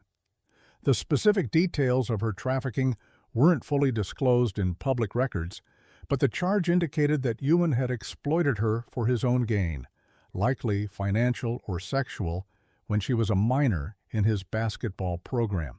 Minor victim 2's experience demonstrated the full scope of Ewan's manipulation and violence. Ewan coerced her into repeated sexual contact when she was 15 and 16 years old. The abuse occurred over an extended period, with Ewan using his position of authority and her vulnerability to maintain access and control. But when minor victim 2 began to resist, when she stopped responding to his communications and attempted to end the abuse, Ewan's true nature emerged. He threatened to ruin her life. He threatened to rape her. He threatened to kill her. These weren't vague or implicit threats. They were specific promises of violence designed to terrorize a teenage girl into continued compliance. Ewan told her explicitly that he was untouchable, that she couldn't stop him or report him without facing devastating consequences, and that his position protected him from accountability. The psychological impact of such threats on a 16-year-old cannot be overstated. Minor victim 2 was already being sexually abused by someone she had trusted as a coach and mentor. Now that person was threatening to rape and murder her if she tried to stop it. The threat wasn't just about the abuse continuing, it was about escalating violence if she resisted. And Ewan's claim that he was untouchable suggested that even if she did report him, no one would believe her or be able to stop him. That sense of powerlessness and terror is exactly what Ewan wanted to create. The threat served to isolate minor victim 2 further, making her believe she had no options and no way out. Minor victim 3's exploitation occurred much later, in 2020. By this time, Ewan had been exploiting young athletes for 15 years. Technology had evolved, and Ewan adapted his methods accordingly. He convinced minor victim 3, who he knew was a minor and had been a former player, to engage in a sexually explicit video call with him. During that call, Ewan took screenshots of the explicit content. Then, in an act of additional violation and control, he sent those screenshots to at least one other victim. The sharing of explicit images of minor victim 3 with other victims served multiple purposes for Ewan. It demonstrated his power to other victims. See what I can make girls do. See what I possess. It created additional leverage over minor victim 3, who now knew he had documentation of her exploitation that he could share. And it functioned as a form of psychological terrorism, showing other victims what compliance looked like and what might happen if they didn't cooperate. Beyond these 3 victims who experienced the most serious sexual abuse, Ewan harassed 7 additional victims through anonymous communications and obscene content between 2021 and 2023. These harassment campaigns likely targeted former victims or athletes who had resisted his advances. The harassment served to remind them of his presence, to threaten them, and to maintain a climate of fear even when direct abuse wasn't occurring. What united Ewan's victims was their vulnerability. He specifically targeted girls from families facing financial difficulties or dealing with family stressors. Court documents explicitly noted that Ewan identified and exploited particular vulnerabilities such as family or financial stressors. This wasn't coincidental, it was his method. Young athletes from struggling families are particularly susceptible to grooming by adults who offer financial help or special attention. A girl whose family can barely afford basketball fees and equipment will feel profound gratitude toward a coach who buys her expensive gifts or takes her out for meals. That gratitude creates a sense of obligation. When the coach who has been so generous starts making inappropriate demands, the victim may feel she owes him something or that refusing will mean losing his support. Similarly, athletes dealing with family problems, divorce, parental substance abuse, domestic violence, or simply the stress of financial instability often crave stability and positive attention from adults. A coach who seems caring and reliable can become an emotional anchor. When that coach begins exploiting the relationship sexually, the victim faces an impossible choice: report the abuse and lose the one stable, positive adult relationship she has, or endure the abuse to maintain that connection. Ewan exploited these dynamics deliberately. He wasn't randomly abusing whoever was available.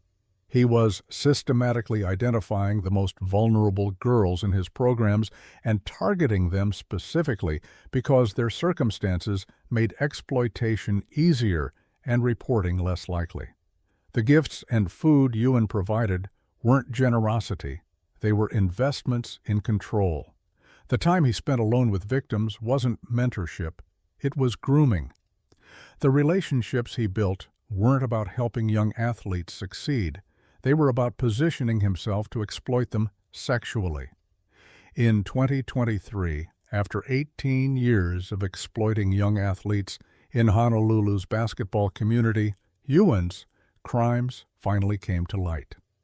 The specific trigger that initiated the investigation isn't detailed in public records, but given the timeline and the charges, it appears that victims came forward to report what Ewan had done to them. Federal investigators from the FBI and local law enforcement in Honolulu began examining allegations against Ewan. They interviewed victims who described years of grooming and abuse. They gathered evidence of the sex trafficking, the coerced sexual contact, the production and distribution of child pornography, and the harassment campaign Ewan had waged against multiple victims. The investigation revealed the full scope of Ewan's crimes: 10 victims over 18 years, 3 minors subjected to sex trafficking, sexual coercion, and production of child pornography, 7 additional victims harassed through anonymous communications, a pattern of deliberately targeting vulnerable young athletes from troubled backgrounds, threats of rape and murder used to maintain control, and throughout it all, Ewan's belief that he was untouchable and immune to consequences. The case was brought under Project Safe Childhood, a nationwide initiative launched by the Department of Justice to combat child sexual exploitation and abuse. The program marshals federal, state, and local resources to investigate and prosecute those who exploit children and to identify and rescue victims. In February 2023, Ewan was arrested on federal charges. The initial indictment detailed 11 counts related to his exploitation of the 3 minor victims and his harassment of the 7 additional victims. The charges included sex trafficking of a minor, coercion, and enticement of a minor to engage in sexual activity, production, and receipt of child pornography, and multiple counts of harassment through interstate communications. Rather than face trial, Ewan pleaded guilty in December 2024 to all 11 counts in the indictment. By pleading guilty, he admitted to sex trafficking minor victim 1 in 2005 and 2006. He admitted to coercing and enticing minor victim 2 to engage in sexual activity in 2006 when she was 15 and 16 years old. He admitted to producing, receiving, and possessing child pornography of minor victim 3 between 2020 and 2023. And he admitted to harassing victims 4 through 10 through anonymous and obscene communications between 2021 and 2023. The guilty plea meant Ewan acknowledged the truth of what his victims had reported. He couldn't claim misunderstandings or false allegations. He accepted responsibility for 18 years of exploiting vulnerable young athletes in Honolulu's youth basketball programs. The plea likely spared victims from having to testify at trial, which can be re-traumatizing. But it also meant some details of Ewan's crimes and his methods would never be fully aired in public proceedings. The full extent of the grooming, the specific nature of the threats beyond what was documented in charging documents, and the complete timeline of his exploitation would remain partially hidden. On August 18, 2025, Dwayne Ewan appeared before acting U.S. District Judge Kenneth Sorensen in federal court in Honolulu for sentencing. At 52 years old, Ewan faced the consequences of nearly 2 decades of exploiting young athletes.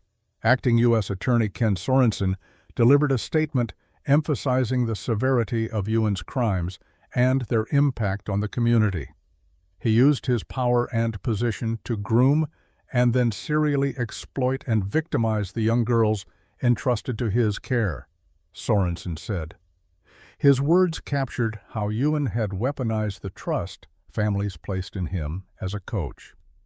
Sorensen continued, "While nothing can ever undo the harm he has caused these children and their families, it is our sincere hope that today's sentence will ensure that our community and children are protected from him and serve to deter other predators like him in the future." The U.S. Attorney's statement reflected both the limits of criminal justice, sentences can't undo harm, and its purpose, protecting communities by incapacitating dangerous offenders and deterring others who might commit similar crimes. Sorensen committed that the U.S. Attorney's Office and our dedicated law enforcement partners at the FBI will always continue to hunt down and bring to justice all who seek to exploit Hawaii's children. FBI Criminal Investigative Division Assistant Director Jose A. Perez also issued a statement highlighting the betrayal inherent in Ewan's crimes. Ewan held a position of trust that demanded he protect and inspire young athletes. Perez said, instead, he abused his authority by preying upon and threatening his young victims. Perez emphasized the FBI's commitment. Today's sentencing reinforces the message that the victimization of children will not be tolerated by law enforcement. The FBI will continue to meticulously investigate these crimes which cause irreparable harm and trauma to our nation's youth. Judge Sorensen sentenced Ewan to 405 months in federal prison, 33 years and 9 months. Following his release, Ewan would face a lifetime term of supervised release, meaning he would be monitored for the rest of his life. He would also be required to register as a federal sex offender, ensuring that communities would be aware of his crimes and presence. At 52 when sentenced, Ewan would be 85 or 86 years old when he completes his prison term. The sentence effectively encompassed the remainder of his productive life. If he survives to release, he will be elderly, monitored constantly, and required to register as a sex offender wherever he lives. The 405-month sentence reflected the severity and duration of Ewan's crimes. 18 years of exploitation, 10 victims, sex trafficking of a minor, coerced sexual contact with threats of rape and murder, production and distribution of child pornography, sustained harassment campaigns. The sentence needed to address all of these crimes while also sending a message to other potential predators that such exploitation will not be tolerated. The prosecution of Dwayne Ewan was possible because his victims found the courage to come forward. After years of abuse, after threats of rape and murder, after being told their abuser was untouchable, they still chose to report him and cooperate with the investigation. For minor victim 2, who had been threatened so explicitly and violently, coming forward required extraordinary courage. She had to overcome the fear Ewan had instilled through his threats. She had to trust that law enforcement could and would protect her. She had to believe that Ewan was not, in fact, untouchable despite his claims. For minor victim 3, whose explicit images had been shared with other victims, coming forward meant confronting both the abuse she experienced and the additional violation of having documentation of that abuse distributed to others. She had to trust that law enforcement would handle that evidence appropriately, and that her privacy would be protected as much as possible. For minor victim 1 and the 7 harassment victims, cooperation with the investigation meant revisiting traumatic experiences and potentially facing Ewan in court proceedings. Though the guilty plea ultimately meant they didn't have to testify at trial, they couldn't have known that would happen when they initially reported his crimes. The victim's willingness to come forward stopped Ewan from creating additional victims. Every day he remained free to coach and mentor young athletes was a day when vulnerable girls in Honolulu were at risk. The victims who reported him ended that risk. Their courage protected other young athletes who might have become his targets. The Ewan case illustrated several important realities about how predators operate in youth sports and how they can evade detection for extended periods. First, the deliberate targeting of vulnerable children is a common predator tactic. Ewan didn't randomly abuse whoever was available. He specifically identified and exploited girls from families facing financial stress or dealing with family problems. This targeting made grooming easier and reporting less likely because victims felt dependent on Ewan's support or feared losing the stability he provided. Second, the use of gifts and special treatment to create feelings of obligation and gratitude is classic grooming behavior. Ewan's elaborate gifts and purchases of food weren't generosity, they were tools for manipulation. They made victims feel they owed him something and made it harder to refuse his demands or report his abuse. Third, the escalation of threats when victims resist demonstrates how violence and coercion become tools for maintaining control once grooming techniques begin to fail. When minor victim 2 tried to stop responding to Ewan and attempted to end the abuse, he didn't accept her refusal. Instead, he threatened rape and murder, using terror to force continued compliance.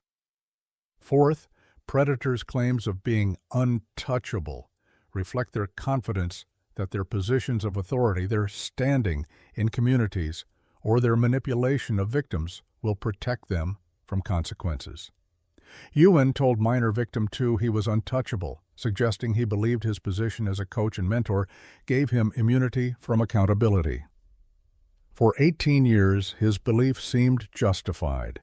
He continued exploiting victims without facing consequences. Finally, the 18-year span of Ewan's crimes demonstrates how predators can operate for decades within youth sports programs if victims don't report and communities don't detect warning signs. From 2005 to 2023, Ewan accessed vulnerable young athletes in Honolulu's basketball community.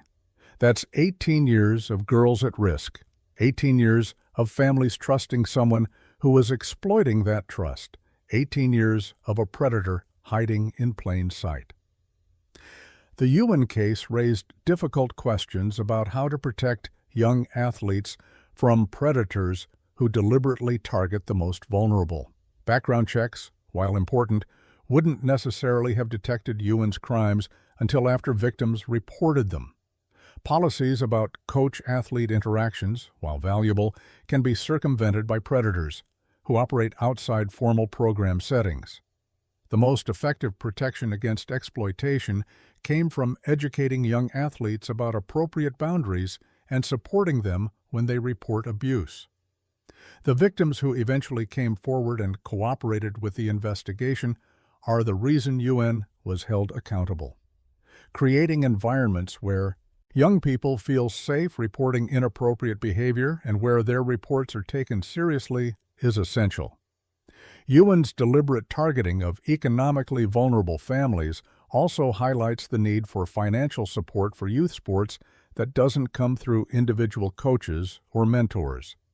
When families struggle to afford sports fees, equipment, or tournament travel, and when coaches step in to provide that support, it creates power dynamics that can be exploited.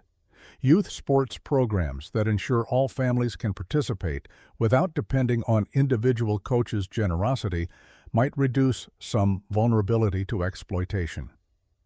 The gifts and inappropriate amounts of time alone with athletes that characterized Ewan's grooming should also prompt clearer policies and education. While coaches building relationships with athletes is normal and often beneficial, there are boundaries that should exist even in mentorship relationships. Coaches giving expensive individual gifts, spending extensive time alone with single athletes, or creating special relationships with particular players can be warning signs that should prompt questions. Dwayne Ewan exploited young athletes for 18 years because he understood power dynamics and vulnerability better than the systems designed to protect children. He identified which girls were most susceptible to manipulation. He used gifts and attention to create dependency and obligation. He isolated victims from support systems that might have protected them, and when victims tried to resist, he used threats of extraordinary violence to maintain control. His claim to minor victim 2 that he was untouchable revealed his understanding of how power operates. Ewan believed his position as a respected coach and mentor in Honolulu's basketball community gave him immunity from consequences. He believed that even if victims reported him, they wouldn't be believed or he wouldn't be held accountable. For 18 years, that belief seemed justified. But the victims who came forward in 2023 proved Ewan wrong. They showed that no one is truly untouchable when people have the courage to speak truth about abuse, and when law enforcement and prosecutors take those reports seriously. The investigation, prosecution, and 33-plus-year sentence demonstrated that positions of trust and authority don't provide immunity. They create responsibilities that, when violated, result in enhanced consequences. The threats Ewan made to minor victim 2, promising to ruin her life, rape her, and kill her, represented the core of coercive control. He couldn't rely on grooming and manipulation alone once she tried to stop the abuse. He needed terror to maintain compliance. Those threats revealed a predator who understood that power can be maintained through violence when manipulation fails. The production and distribution of child pornography involving minor victim 3, with Ewan sharing her images with other victims, demonstrated how exploitation often extends beyond the original victimization. The images constituted additional crimes. The sharing of them with other victims served to control multiple people simultaneously. And the existence of those images means minor victim 3 must live with knowledge that documentation of her abuse was created and distributed. Today, Dwayne Ewan sits in federal prison, recently incarcerated following his August 2025 sentencing. He is 52 years old, with 33-plus years ahead of him before potential release. The man who told a teenage victim he was untouchable now faces decades in a federal prison cell with no power, no authority, and no access to the vulnerable young athletes he exploited for so long. For his 10 victims, his conviction and imprisonment provide accountability but cannot undo the harm. The 3 minors he sexually exploited carry trauma that will affect their lives for years. The 7 victims he harassed must process both whatever earlier abuse they experienced and the subsequent campaign of anonymous communications meant to terrorize them. All 10 must live with knowledge that a trusted coach and mentor deliberately targeted and exploited them. The Honolulu basketball community must reckon with how Ewan operated for 18 years without being detected and stopped. Families who trusted him with their daughters must process that betrayal. Other coaches must understand that Ewan's crimes cast shadows on their legitimate efforts to mentor and support young athletes. The victims who came forward, who cooperated with investigators, who made prosecution possible, showed courage that not only brought Ewan to justice, but also protected other potential victims. Acting U.S. Attorney Sorensen's hope that the sentence would protect our community and children and deter other predators is built on the foundation of those victims' willingness to speak truth about their experiences despite the fear and trauma involved. Project Safe Childhood, the initiative under which Ewan was prosecuted, represents a coordinated approach to combating child exploitation. The program's success depends on victims coming forward, law enforcement investigating thoroughly, and prosecutors seeking appropriate sentences. The Ewan case demonstrated all three elements working together to hold a predator accountable after 18 years of exploitation. Dwayne Ewan believed he was untouchable. He believed his position of trust and authority protected him. He believed threats of rape and murder would keep his victims silent. He believed he could continue exploiting vulnerable young athletes indefinitely.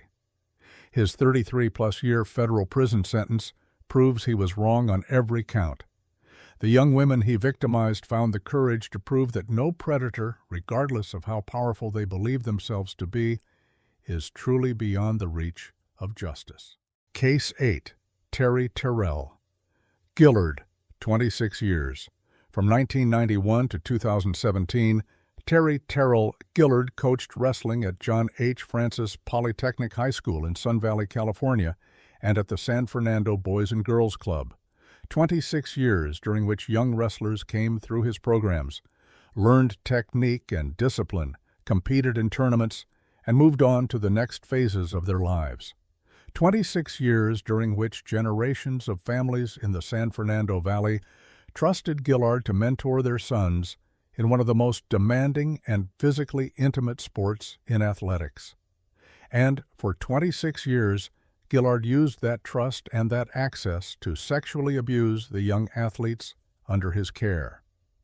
9 victims would eventually come forward to testify about what he had done to them.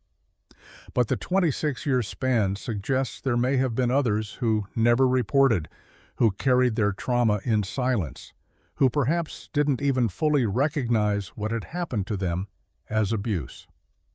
The Terry Gillard case is a story of predation that lasted a generation. It's a story of institutional failure to detect a pattern that unfolded over decades. And ultimately, it's a story of victims who found the courage years or even decades after their abuse to finally speak up and hold their abuser accountable. Sun Valley is a neighborhood in the San Fernando Valley region of Los Angeles, an area known for its working-class communities and strong tradition of youth sports. Wrestling has deep roots in the valley, with high school programs that have produced state champions and college athletes. The sport demands dedication, physical toughness, and close relationships between coaches and athletes. Gillard established himself as a wrestling coach at John H. Francis Polytechnic High School, known locally as Poly High. The school serves a diverse, predominantly Latino community in Sun Valley. For many students at Poly, sports programs provide structure, mentorship, and opportunities that might otherwise be unavailable. Wrestling, with its individual nature and emphasis on discipline, attracts dedicated athletes willing to endure grueling practices and weight management to compete. Gillard also coached at the Boys and Girls Club of San Fernando, a youth organization that serves thousands of young people across the San Fernando Valley. The Boys and Girls Club provides after-school programs, sports, academic support, and mentorship for children and teenagers, many from families facing economic challenges. Wrestling programs at the Boys and Girls Club give younger athletes exposure to the sport before they reach high school, creating pathways for continued participation. Working in both settings gave Gillard access to wrestlers across a wide age range and multiple communities. Some athletes might train with him at the Boys and Girls Club as middle schoolers and then continue under his coaching when they reached Poly High. Others might encounter him only in one setting, or the other. This dual positioning meant Gillard could build relationships with wrestlers over many years, sometimes following individual athletes from their introduction to the sport through their high school careers. Wrestling as a sport creates particular dynamics between coaches and athletes. The physical nature of the sport involves extensive body contact. Coaches regularly demonstrate techniques that require touching athletes' bodies to show proper positioning. Weight cutting, a controversial but common practice in wrestling, means coaches sometimes monitor athletes' bodies, diets, and weight closely. These aspects of wrestling culture can normalize physical contact and attention to athletes' bodies in ways that create cover for inappropriate behavior. Gillard operated within this culture for over a quarter century. To administrators, parents, and most athletes, he likely appeared as a dedicated coach, investing his time in developing young wrestlers. To his victims, he was something far different. The criminal charges eventually filed against Gillard covered conduct occurring between 1991 and 2017, a staggering 26-year span. 9 victims came forward with accounts of sexual abuse they experienced while being coached by Gillard.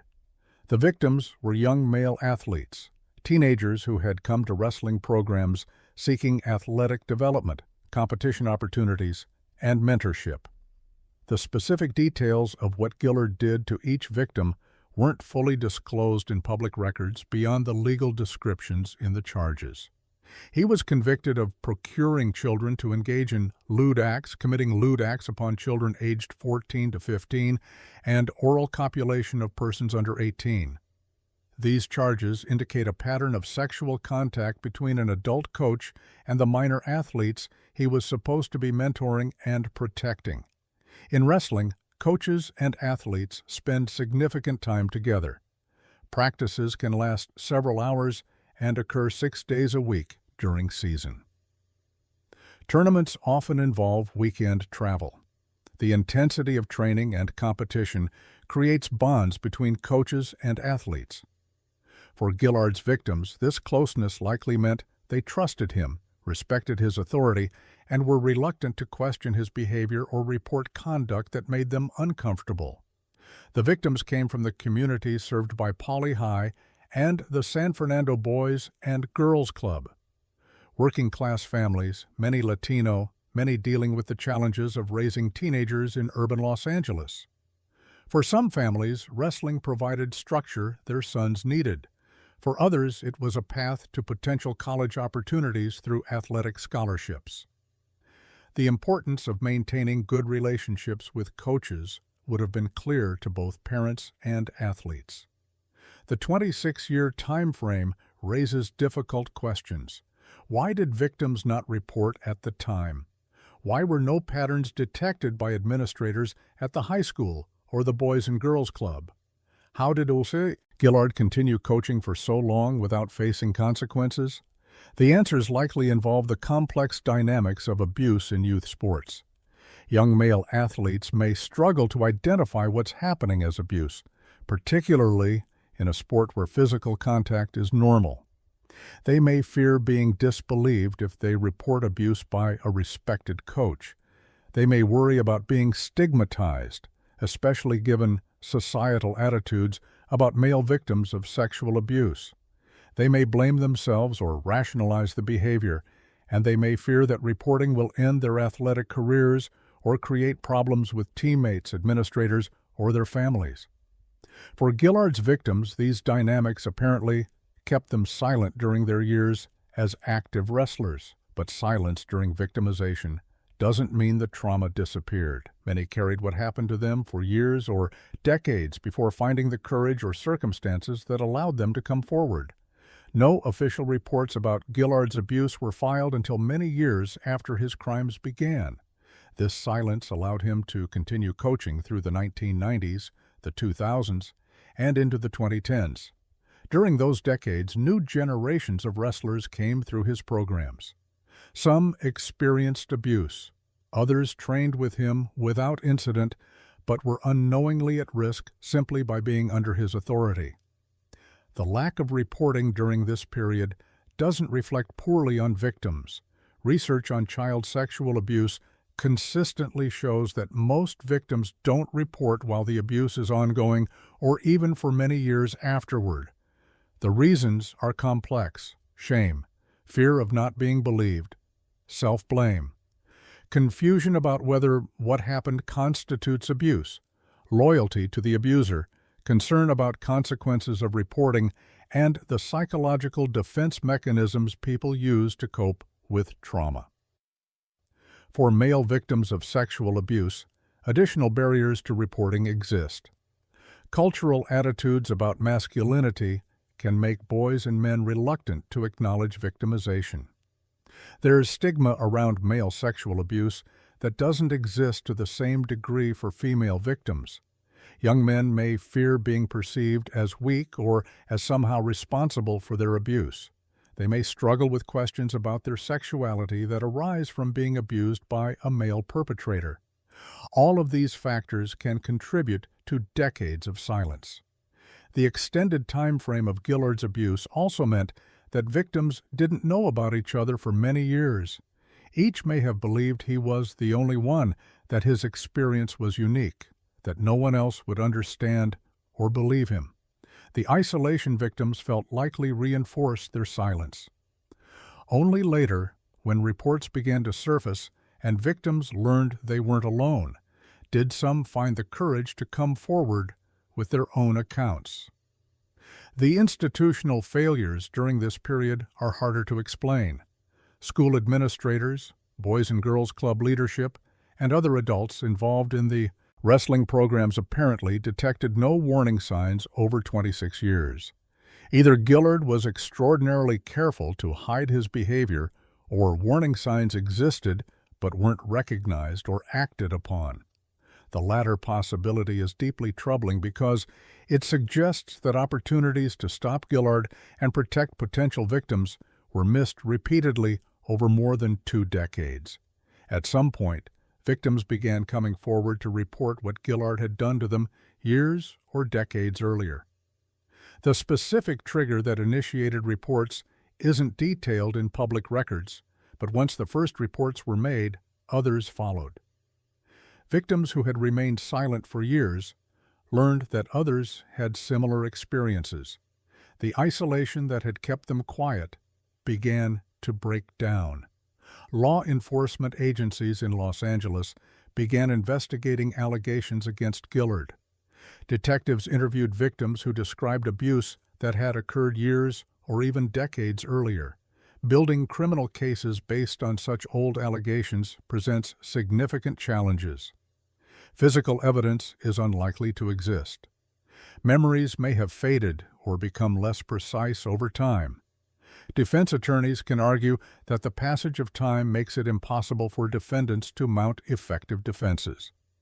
But California, like many states, has extended or eliminated statutes of limitations for child sexual abuse cases. These legal changes recognize that victims often can't or don't report abuse for many years.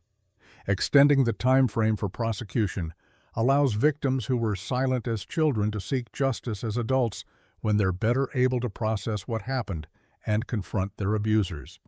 Prosecutors in the Los Angeles County District Attorney's Office filed charges against Gillard covering his abuse of 9 victims over the 26-year span. The charges were extensive: 28 felony counts of procuring a child to engage in lewd acts, 3 counts of lewd acts upon a child aged 14 or 15, 3 counts of oral copulation of a person under 18, and 10 misdemeanor counts of child molestation. Together, the 47 charges reflected decades of exploiting young wrestlers. Gillard's case proceeded to trial. Rather than accepting a plea agreement, he chose to contest the charges, forcing his victims to testify publicly about their experiences. The trial, held in 2019, lasted 7 weeks.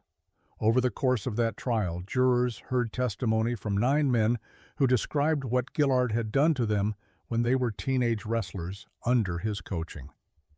The trial of Terry Terrell Gillard was an ordeal for everyone involved.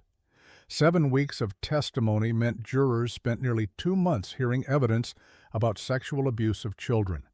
For the 9 victims who testified, the trial required them to publicly recount traumatic experiences from their youth, to be cross-examined by defense attorneys, and to sit in the same courtroom as the man who had abused them.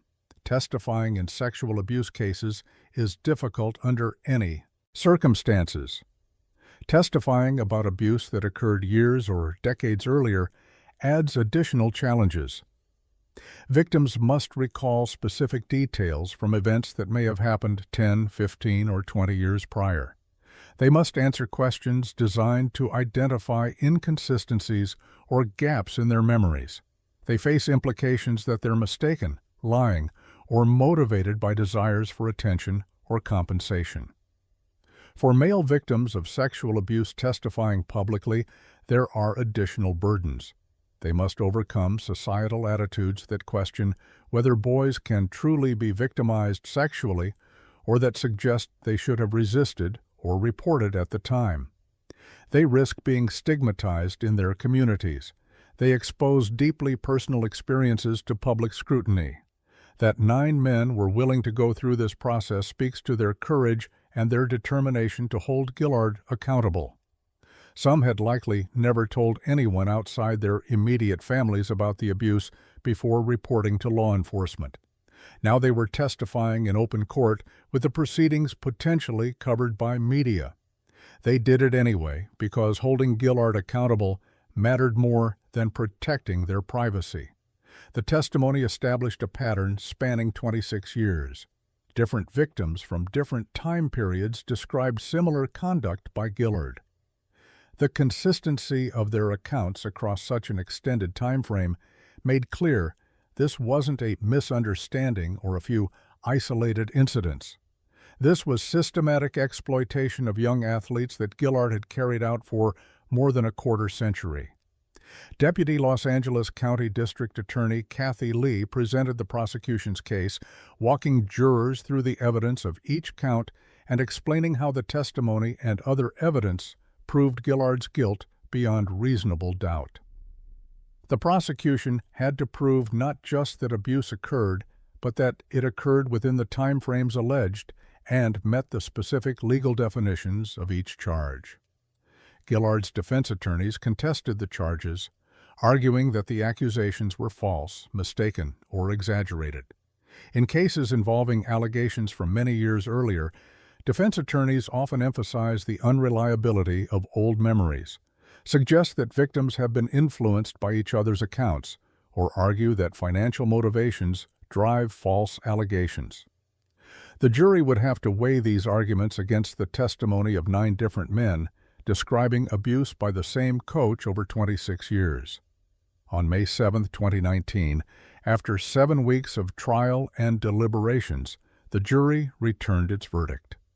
They found Terry Terrell Gillard guilty on 47 counts, all 28 felony counts of procuring a child to engage in lewd acts, all 3 counts of lewd acts upon a child aged 14 or 15, all 3 counts of oral copulation of a person under 18, and all 10 misdemeanor counts of child molestation. The verdict meant the jury believed the 9 victims who testified.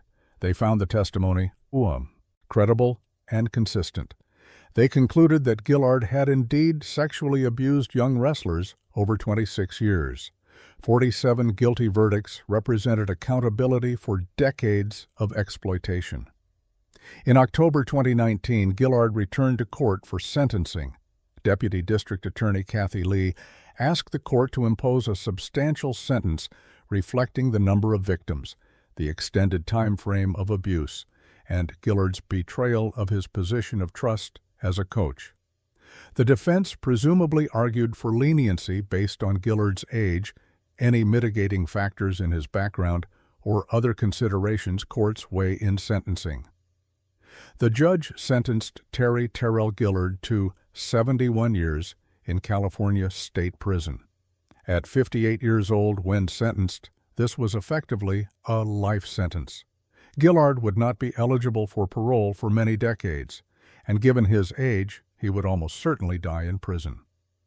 The sentence ensured he would never again have access to young athletes and reflected the severity of abusing multiple victims over such an extended period. 71 years exceeded Gillard's likely remaining lifespan by decades. The sentence wasn't literally intended to imprison him for 71 years, but rather to guarantee he would never be released. Even with credit for time served and potential credit for good behavior, the sentence was structured to ensure Gillard spent the rest of his life incarcerated. For the 9 victims who testified against Gillard, the verdict and sentence provided a measure of justice. The jury had believed them. The judge had imposed a sentence ensuring Gillard would never harm another child. After years or decades of carrying the trauma of abuse in silence, they had spoken up and seen their abuser held accountable. But a verdict and sentence can't undo the harm. These men carry the effects of childhood sexual abuse for years or decades before the trial. Many likely experienced psychological impacts, difficulty with trust, relationship problems, depression, anxiety, substance abuse, or other manifestations of trauma. The trial itself may have been re-traumatizing even as it provided accountability. For victims who didn't testify or didn't come forward at all, Gillard's conviction might have brought mixed feelings, relief that he was finally stopped, validation that what happened to them was real and was criminal, perhaps regret that they hadn't felt able to report earlier, continued struggle with trauma that wasn't publicly acknowledged through the legal process. The Los Angeles Unified School District and the Boys and Girls Club of San Fernando faced difficult questions about how Gillard operated in their programs for 26 years without being detected and stopped. 26 years is an extraordinary time frame for a predator to operate within youth programs. It represents institutional failures to detect patterns, to respond to any warning signs that may have existed, and to create environments where victims felt safe reporting abuse. In 2022, the Los Angeles Unified School District agreed to a $52 million settlement in a lawsuit filed by 15 former wrestlers who were victims of Gillard's abuse. The settlement acknowledged the district's failure to stop Gillard, despite the extended time frame of abuse. The lawsuit accused the district of failing to investigate complaints and of allowing Gillard to continue coaching even when concerns were raised. The $52 million settlement was one of the largest ever related to abuse in Los Angeles schools. The settlement provided financial compensation to victims, but also represented institutional accountability. The school district admitted through the settlement that it had failed in its duty to protect students. The size of the settlement reflected both the number of victims and the extended period during which the district's failures allowed abuse to continue. The Gillard case illustrated several troubling realities about abuse in youth sports and the challenges of detecting and stopping predators who exploit positions of trust over extended periods. First, the 26-year span demonstrated how predators can continue operating when victims remain silent. Each individual victim may have believed he was alone, that no one would believe him, or that reporting would create more problems than it solved. Without reports, administrators had no basis for investigating or removing Gillard from coaching positions. The silence that protected Gillard from accountability wasn't a failure by victims. It was a predictable response to the dynamics of abuse, particularly for male victims in athletic settings. Second, the case showed how generational turnover in youth programs can hide patterns from view. Victims who experienced abuse in 1991 were long gone from the programs by 2000 or 2010. New administrators might have been hired. Institutional memory faded. Each new generation of wrestlers encountered Gillard without knowledge of what had happened to previous athletes. This allowed him to start fresh with each new group while the full pattern of his behavior remained invisible. Third, the physical intimacy of wrestling as a sport likely provided cover for inappropriate conduct. Coaching wrestling requires demonstrating techniques that involve physical contact. In that context, behavior that would be clearly inappropriate in other sports might seem like normal coaching. Gillard may have exploited this ambiguity, framing abuse as coaching or using the sport's physical nature to normalize inappropriate touching. Fourth, the case demonstrated the importance of extending statutes of limitations for child sexual abuse. If California hadn't changed its laws to allow prosecution of older cases, many or all of Gillard's crimes would have been beyond the reach of criminal justice. The victims wouldn't have been able to hold him accountable, no matter how credible their allegations. The legal changes that allowed his prosecution recognized that justice delayed doesn't have to mean justice denied. Finally, the 7-week trial and 47 guilty verdicts showed that juries can and do believe victims who report abuse many years after it occurred. Defense attorneys often suggest that old allegations can't be proven or that memories from years ago are unreliable. But when multiple victims describe similar patterns by the same perpetrator across many years, juries recognize those consistent accounts as credible. 26 years of abuse, 9 known victims, 47 criminal counts, a 7-week trial, a 71-year sentence. Each of these numbers tells part of the story of Terry Terrell Gillard's crimes and their consequences. The 26 years stands out as the most staggering figure. From 1991 to 2017, Gillard had access to young wrestlers at a high school and a boys' club. That's longer than many careers last. It's long enough for wrestlers who were victimized as freshmen in high school to be in their 40s by the time Gillard was finally stopped. It's long enough for entire generations of families to send their sons through Gillard's programs without knowing what some of those sons experienced. The silence that allowed those 26 years wasn't simple or easily explained. It involved complex psychological dynamics, cultural attitudes about male victimization, fear of not being believed, concern about consequences, and the coping mechanisms people use to deal with trauma.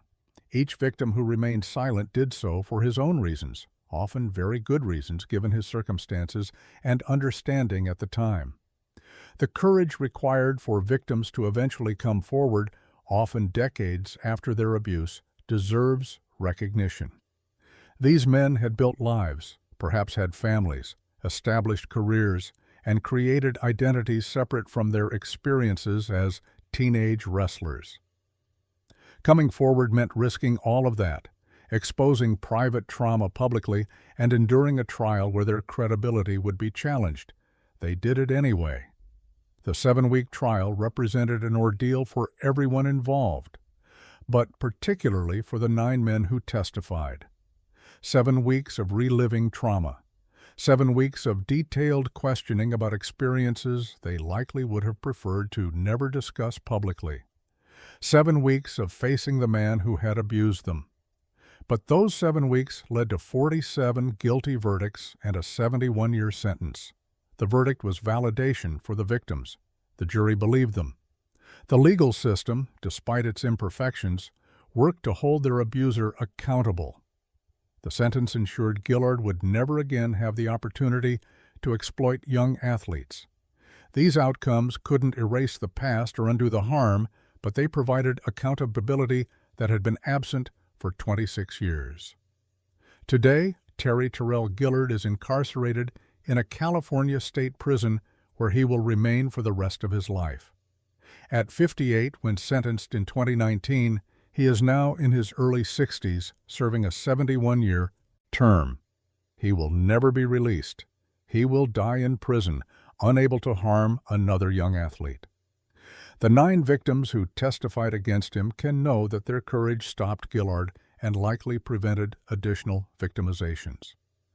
Whatever other impacts the trial had on their lives, they achieved accountability that seemed impossible during the years when Gillard coached freely, and they carried their trauma in silence. The other potential victims, those who didn't come forward, who couldn't face testifying, or who may not have recognized their experiences as abuse, may find some measure of validation in Gillard's conviction even without having participated in the legal process. His 47 guilty verdicts and 71-year sentence acknowledge publicly that he was a predator who exploited young wrestlers for decades. The wrestling programs at Poly High and the San Fernando Boys and Girls Club must continue operating with the knowledge that a predator worked in their programs for 26 years. That knowledge should inform policies, training, and vigilance. It should prompt questions about what warning signs might have been missed and how future predators can be detected sooner. The Los Angeles Unified School District paid $52 million to 15 victims, acknowledging institutional failure to protect students. That settlement can't undo the abuse, but does provide some compensation for harm suffered and represents accountability beyond the criminal prosecution of Gillard himself. The victims, whether they testified or not, whether they received settlement money or not, continue living with the long-term effects of childhood sexual abuse. Some may have received counseling and support that helped them process trauma. Others may still be struggling with impacts they haven't fully addressed. All must live with knowledge that an adult they trusted, a coach who was supposed to mentor and develop them as athletes and young men, instead exploited them. Terry Terrell Gillard operated for 26 years before being stopped. 9 victims found the courage to testify against him. A jury believed them and convicted him on 47 counts. A judge sentenced him to 71 years in prison, ensuring he would die behind bars. These facts represent both institutional failure, 26 years is too long for a predator to operate unchecked, and eventual accountability. The legal system did ultimately work to stop Gillard and punish his crimes. The case stands as a reminder that predators can hide in plain sight for decades when victims remain silent and institutions fail to detect patterns. It also demonstrates that justice, even when delayed by years or decades, is still possible when victims find the courage to come forward and when legal systems take their reports seriously. The 26-year span of Terry Gillard's crimes is shocking. The courage of the 9 men who finally held him accountable is inspiring. And the 71-year sentence ensures that no more generations of young wrestlers will be victimized by SD Hatun Eid Samatisqua, coach who should have been protecting them all along. Case 9. Moshe Michael Emel. In Calvert County, Maryland, youth football was more than a game. It was tradition, community, and for many young boys, a pathway to discipline and belonging. Parents dropped their sons off at practice, trusting that coaches would teach them teamwork, resilience, and the fundamentals of the sport.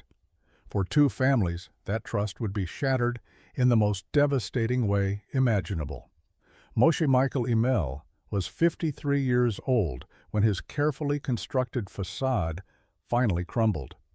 On the surface, he seemed dedicated to youth athletics. Between July 2018 and November 2020, Emel worked as an assistant football coach at a Calvert County high school, but his connection to the boys he victimized stretched back much further than that. Emel had coached them years earlier in a youth football program, watching them grow from children into teenagers. What appeared to be mentorship was, in reality, calculated grooming that spanned their most vulnerable years. The abuse didn't happen suddenly. Emel built relationships with these boys over time, establishing himself as a trusted adult figure in their lives. He began when they were young, impressionable, and eager to please their coach. As they grew older and moved from youth leagues to high school programs, Emel maintained contact. The pattern was methodical: gain trust, blur boundaries, escalate gradually. By the time investigators became involved in March 2021, the scope of Emel's crimes was staggering. 2 victims came forward, their accounts disturbingly similar. They described how Emel had directed them to expose and touch themselves in sexual ways. The abuse escalated to direct sexual contact on numerous occasions. But Emel didn't just abuse these boys, he documented it. He created sexually explicit videos of the victims, preserving evidence of his crimes in a collection of digital depravity. When law enforcement executed a search warrant at Emel's residence in Owings, what they found confirmed the victims' accounts with chilling precision. The basement matched their descriptions exactly. Action figures lined the walls. A computer setup sat ready for use. Cameras were positioned throughout the space. Sex toys and other paraphernalia were discovered. This wasn't a crime of opportunity. This was a deliberate, purpose-built environment designed for abuse. Investigators seized 14 electronic devices from Emel's home. A forensic review revealed that all of them contained child sexual abuse material or evidence of Emel's sexual contact with minors. The digital trail painted a picture of a predator who not only committed these acts, but meticulously preserved them. The investigation revealed something particularly disturbing about Emel's methodology. He didn't target strangers. He selected victims from within the programs he coached, boys whose families trusted him, boys who looked up to him as a mentor and authority figure. By starting the grooming process, when they were young, Emel embedded himself so deeply in their lives that reporting the abuse likely felt impossible.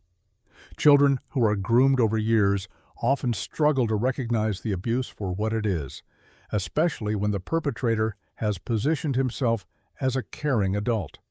The federal charges came swiftly. Emel was indicted on 2 counts of production of child pornography involving 2 minor victims. In federal court, the weight of the evidence was overwhelming. The videos existed. The victims testified. The forensic analysis of his devices left no room for doubt. Emel also faced state charges in 3 separate cases in the Circuit Court for Calvert County, all related to the sexual abuse of minors. He pleaded guilty to those charges as well. The dual prosecutions ensured he would face consequences at both the federal and state level. On August 3, 2023, Emel received his federal sentence: 40 years in prison for the 2 counts of production of child pornography. He would also face a lifetime of supervised release after completing his sentence. The following day, he was scheduled to be sentenced on the state charges in Calvert County. Between the federal and state cases, Moshe Michael Emel would effectively spend the rest of his life behind bars. At sentencing, federal prosecutors emphasized the unique violation of trust inherent in Emel's crimes. Moshe Michael Emel's crimes are especially disturbing considering he was in a position of trust in the community, said HSI Baltimore Special Agent in Charge James C. Harris. As a youth and high school football coach, he was an authority figure and a person these young athletes looked up to. The case illustrated a particularly insidious pattern in child sexual abuse: the long game. Emel didn't abuse strangers. He cultivated relationships over years, grooming victims from childhood through adolescence.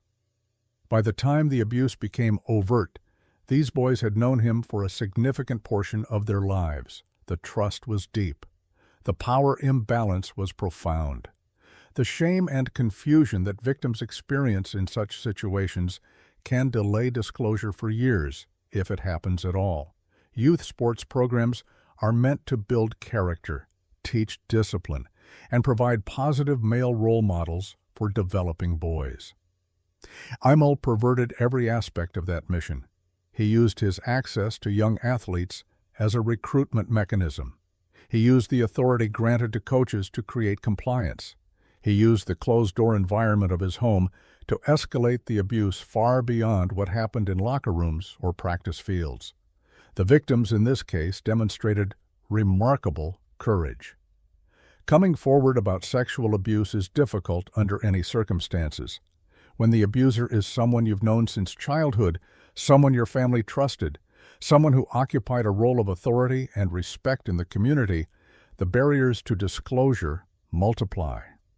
These young men broke their silence, and in doing so, they prevented Emil from victimizing others. The basement where much of the abuse occurred has become a symbol of Emil's premeditation. This wasn't a space that accidentally became a site of abuse.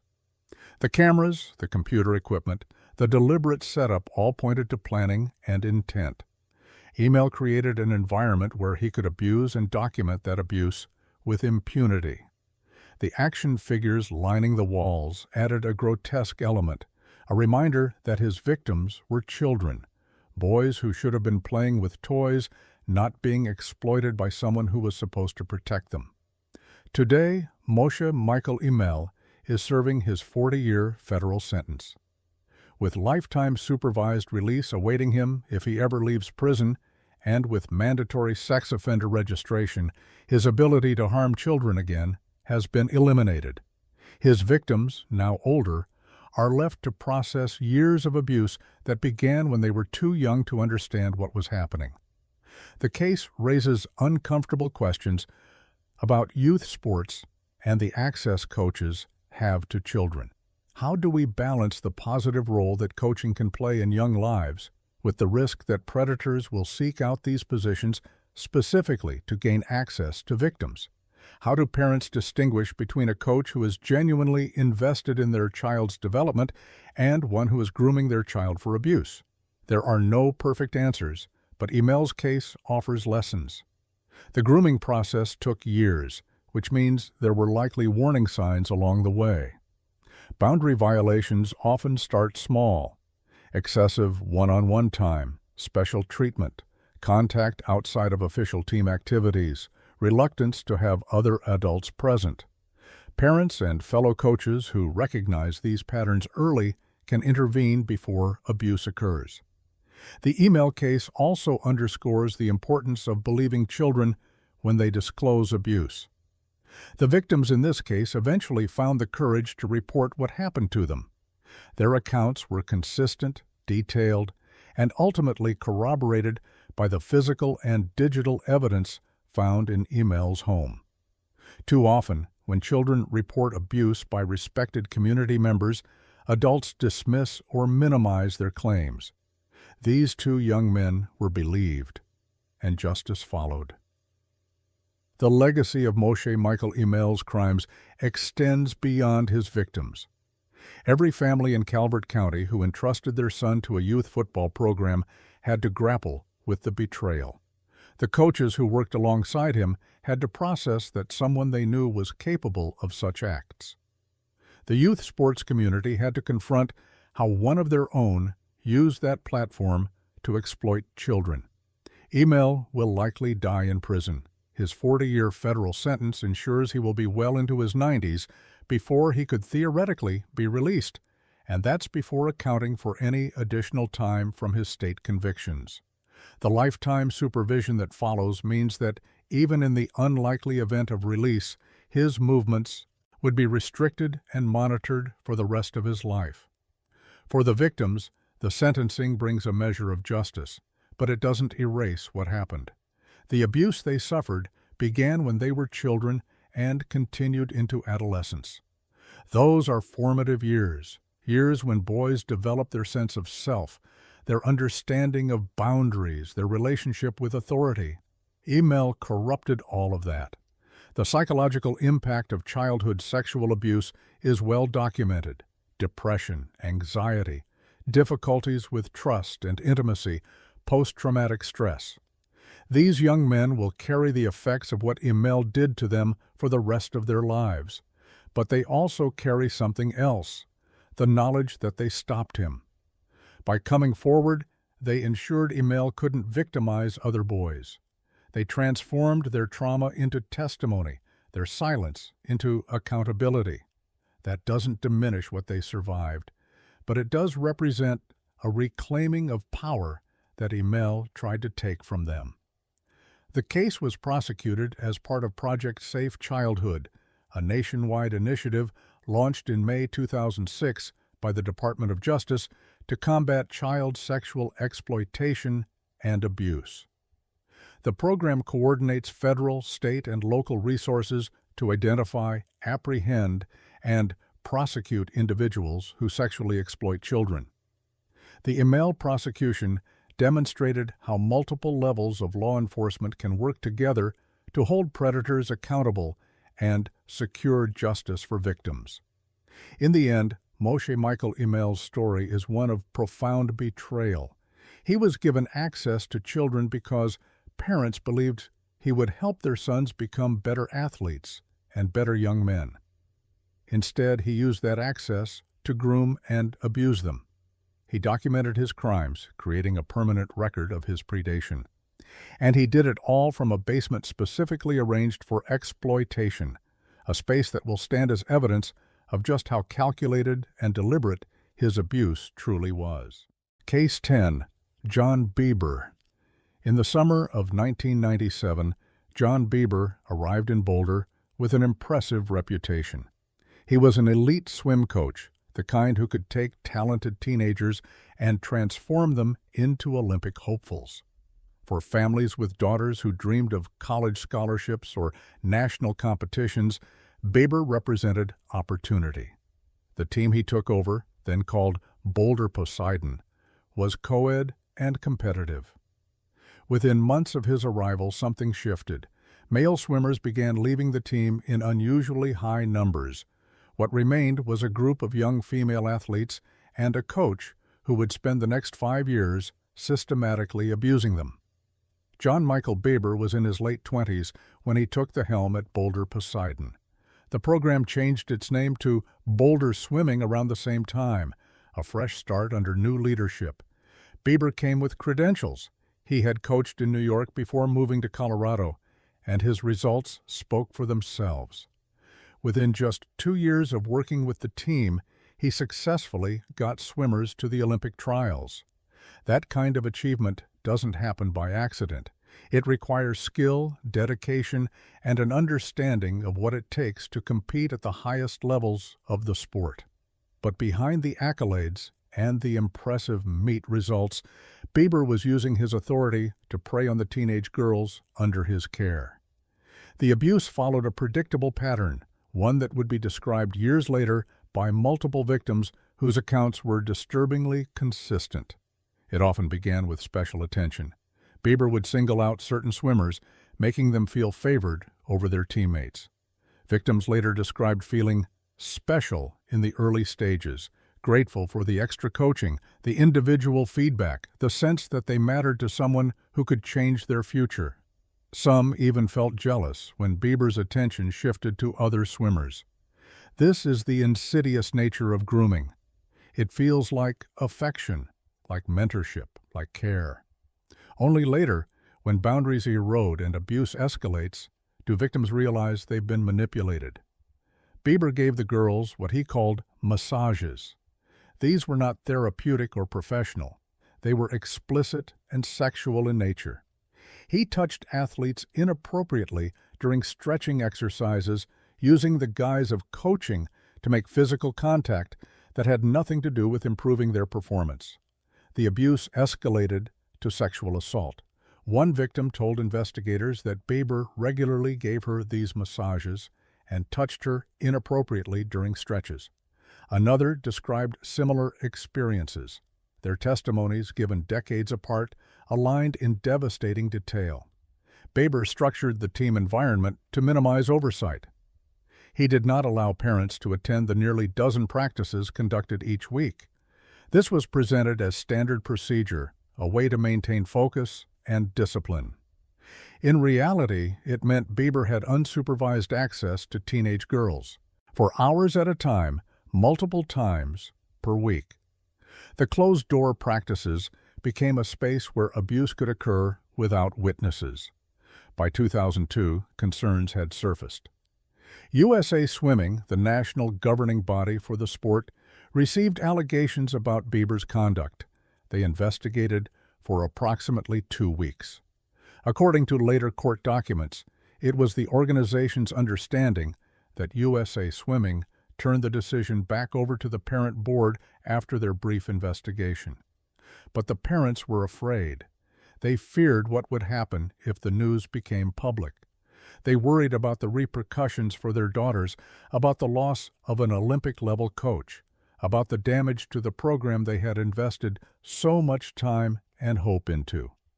So, nothing happened. The investigation ended. Bieber was not reported to law enforcement, and in early 2002 he left Boulder. He quit the team and departed Colorado entirely. For the next 19 years, he lived his life while his victims carried the weight of what he had done to them. The silence that followed Bieber's departure is one of the most troubling aspects of this case. Multiple families knew, USA Swimming knew, the parent board knew, yet the abuse was never formally reported to police. The fear of consequences, social, athletic, reputational, outweighed the imperative to protect children and hold an abuser accountable. This is how predators escape, not because no one knows, but because those who know choose silence over confrontation. The victims went on with their lives, but the trauma stayed with them. Sexual abuse in adolescence doesn't simply fade with time. It shapes how survivors view themselves, how they relate to authority figures, how they navigate trust and intimacy. For nearly 2 decades, these women lived with what Bieber had done, processing it privately while he faced no consequences. Then, in the summer of 2021, one of the victims made a decision that would finally bring Bieber to justice. She had become a swim coach herself. As part of her training, she was required to take courses on recognizing and preventing sexual abuse of athletes. The material triggered something. Memories she had tried to compartmentalize came flooding back. She began to understand her own experience through a new lens, recognizing the grooming, the manipulation, the abuse of power for what it truly was. She contacted Boulder authorities to revisit the case. Nearly 20 years after Bieber had left Colorado, she was ready to report what he had done. Her disclosure set in motion an investigation that would ultimately uncover additional victims and lead to criminal charges. Boulder Police Department detectives spent more than a year investigating. They interviewed the woman who had come forward, and her account led them to others. Eventually, 3 victims were identified, all of whom had been teenage swimmers on Bieber's team in Boulder between 1997 and 2002. Their stories were consistent. Bieber had given them explicit massages. He had touched them inappropriately during stretching exercises. He had sexually assaulted them. The pattern of grooming was identical across victims: special attention, making them feel favored, isolating them, then escalating the physical contact. 6 additional witnesses corroborated the victims' accounts. One of these witnesses was particularly significant. She had been a swimmer for Bieber in New York before he ever came to Boulder. She was 17 to 18 years old at the time. During Bieber's trial in Boulder, she testified about his conduct toward her and other swimmers in New York. Her testimony established that Bieber's pattern of abuse predated his time in Colorado. He hadn't started victimizing swimmers in Boulder. He had brought a proven methodology with him. The investigation revealed details that painted a picture of calculated abuse. Bieber didn't allow parents at practice, creating the access he needed. He singled out victims, making them feel special before exploiting them. He was successful at getting swimmers to Olympic trials, which gave him credibility and made challenging him seem unreasonable. After reports surfaced in 2002, victims were afraid of other swimmers' disapproval, since they had lost their Olympic-level coach, according to the arrest affidavit. One victim switched teams after sensing unhappiness from teammates. The success Bieber achieved became a weapon he wielded against anyone who might expose him.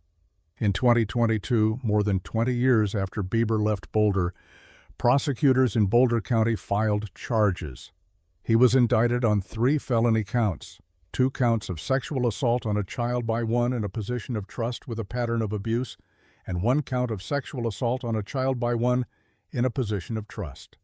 The charges reflected the experiences of the 3 primary victims who had come forward. The case went to trial. A Boulder County jury heard testimony from the victims, now adults, describing what Bieber had done to them when they were teenagers. They heard from the witness who testified about Bieber's conduct in New York.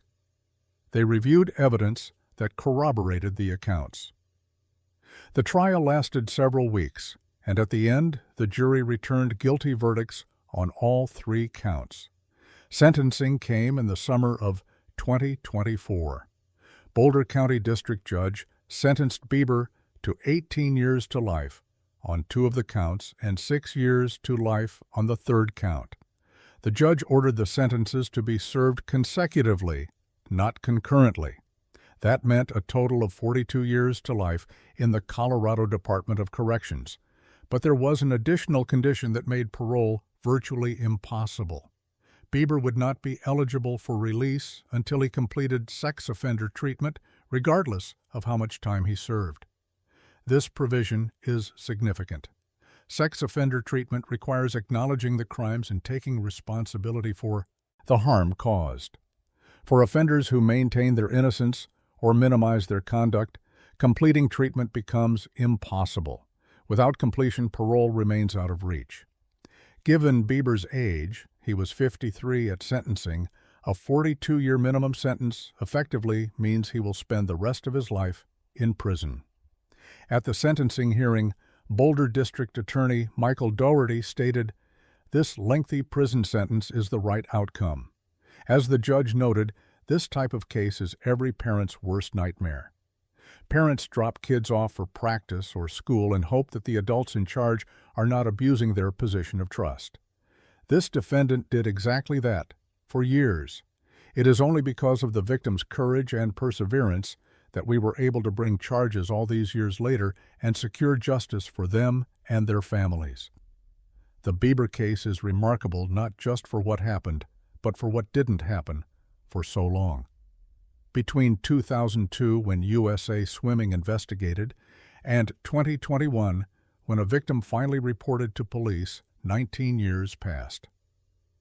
Bieber lived freely during that time. He was never held accountable. The community that knew about the allegations moved on. The sport that investigated him took no further action. The parents who were afraid of repercussions got what they wanted. No scandal, no disruption, no public exposure of what happened to their daughters. But the victims never moved on. They carried it with them. And when one of them finally decided to break the silence, the consequences were swift and severe. The legal system responded. Prosecutors charged him. A jury convicted him. A judge sentenced him to what amounts to life in prison. Justice, delayed by 2 decades, was finally served. The case raises profound questions about complicity and silence. How many people knew or suspected what Bieber was doing? How many chose not to ask uncomfortable questions because the team was winning, because scholarships were being offered, because challenging a successful coach seemed like it would do more harm than good? The parents who didn't pursue reporting in 2002 made a choice. They prioritized the stability of the program over the safety of children. That choice allowed Bieber to leave Boulder quietly, without a criminal record, without any public accounting for what he had done. It's impossible to know if Bieber abused other swimmers after leaving Boulder. He disappeared from competitive coaching, but that doesn't mean he stopped. Predators rarely do. The decision not to report him in 2002 may have protected his reputation, but it also may have left other children vulnerable. This is the hidden cost of silence. Not just the victims whose abuse is covered up, but the potential future victims who could have been protected if the predator had been exposed and prosecuted the first time. The Bieber case also highlights the importance of statute of limitations reform. For decades, many States had strict time limits on when sexual abuse cases could be prosecuted. Survivors who weren't ready to report immediately because of trauma, shame, fear, or simply not understanding what happened to them were legally barred from seeking justice once those deadlines passed. Colorado, like many states, has reformed these laws in recent years. The changes allowed prosecutors to bring charges against Bieber more than 20 years after the abuse occurred. Without those reforms, he would have escaped accountability entirely. The victim who came forward in 2021 became a catalyst for justice. Her decision to take abuse prevention training seriously, to recognize her own experience within that framework, and to contact authorities despite the passage of time led directly to Bieber's conviction. She didn't just secure justice for herself. Her courage opened the door for other victims to be heard, for witnesses to testify, for a pattern to be established. One person breaking silence can shatter decades of complicity. 6 witnesses corroborated the victims' stories. That means 6 people had information, observations, or experiences that supported the abuse allegations. How many of them knew something was wrong back in the late 1990s and early 2000s? How many stayed silent then, only speaking up when investigators came asking questions 20 years later? The case illustrates how abuse often happens in plain sight, with warning signs that people choose not to see, questions they choose not to ask, dots they choose not to connect. Bieber's success as a coach complicated everything. Getting swimmers to Olympic trials in just 2 years is a significant achievement. It generates publicity, attracts talent, justifies high training demands. When a coach delivers results, questioning their methods becomes taboo. Parents convince themselves that intense coaching, strict discipline, and closed practices are all part of the price of excellence. Bieber was successful with getting swimmers to the Olympic trials in the span of 2 years, so nobody wanted to question his tactics, an investigator summarized in the affidavit. Success became a shield against accountability. The exodus of male swimmers shortly after Bieber took over is, in hindsight, a glaring red flag. Why did so many boys leave? Were their parents uncomfortable with something they observed? Did the boys themselves sense something was wrong? Or was it simply coincidence? It's impossible to know for certain, but patterns of departure often signal that something has changed within a program's culture. When one demographic suddenly exits, it's worth asking why. Today, John Bieber is incarcerated in the Colorado Department of Corrections at 53 years old, facing a 42 years to life sentence with no parole eligibility until completing sex offender treatment. He will almost certainly die in prison. The victims, now in their late 30s and early 40s, have seen him held, accountable. It doesn't undo what happened to them. It doesn't give them back their teenage years, doesn't erase the trauma, doesn't restore the innocence that Bieber stole. But it does represent a reckoning. The legacy of the Bieber case extends beyond one predatory coach and his victims. It's a story about how communities protect abusers when they value success over safety. It's about how governing bodies like USA Swimming conducted superficial investigations and then walked away. It's about parents who were too afraid of what might happen if the truth came out, so they allowed it to stay hidden. And it's about how one victim, 19 years later, decided that silence was no longer acceptable. The case should serve as a warning to youth sports organizations everywhere. When allegations surface, conducting a brief investigation and then returning the decision to parents is not enough. Abuse must be reported to law enforcement. Predators must be removed from positions where they have access to children. Concerns must be taken seriously, not minimized or buried because a coach is successful or the program is thriving. For survivors of childhood sexual abuse who have never reported, the Bieber case offers a complicated message. On one hand, it demonstrates that justice is possible even decades later that statute of limitations reforms have created opportunities for accountability that didn't exist before. On the other hand, it reveals how much suffering could have been prevented if the abuse had been reported the first time, if parents had chosen courage over fear, if institutions had chosen child safety over reputation management. John Bieber spent 5 years in Boulder from 1997 to 2002, abusing teenage swimmers who trusted him to make them better athletes. He spent the next 19 years living freely while his victims carried the burden of what he had done. He will spend the rest of his life in prison, a consequence that finally arrived but came far too late for the girls who needed protection when it mattered most. The question that lingers is not whether Bieber got what he deserved. The 42 years to life sentence ensures he did.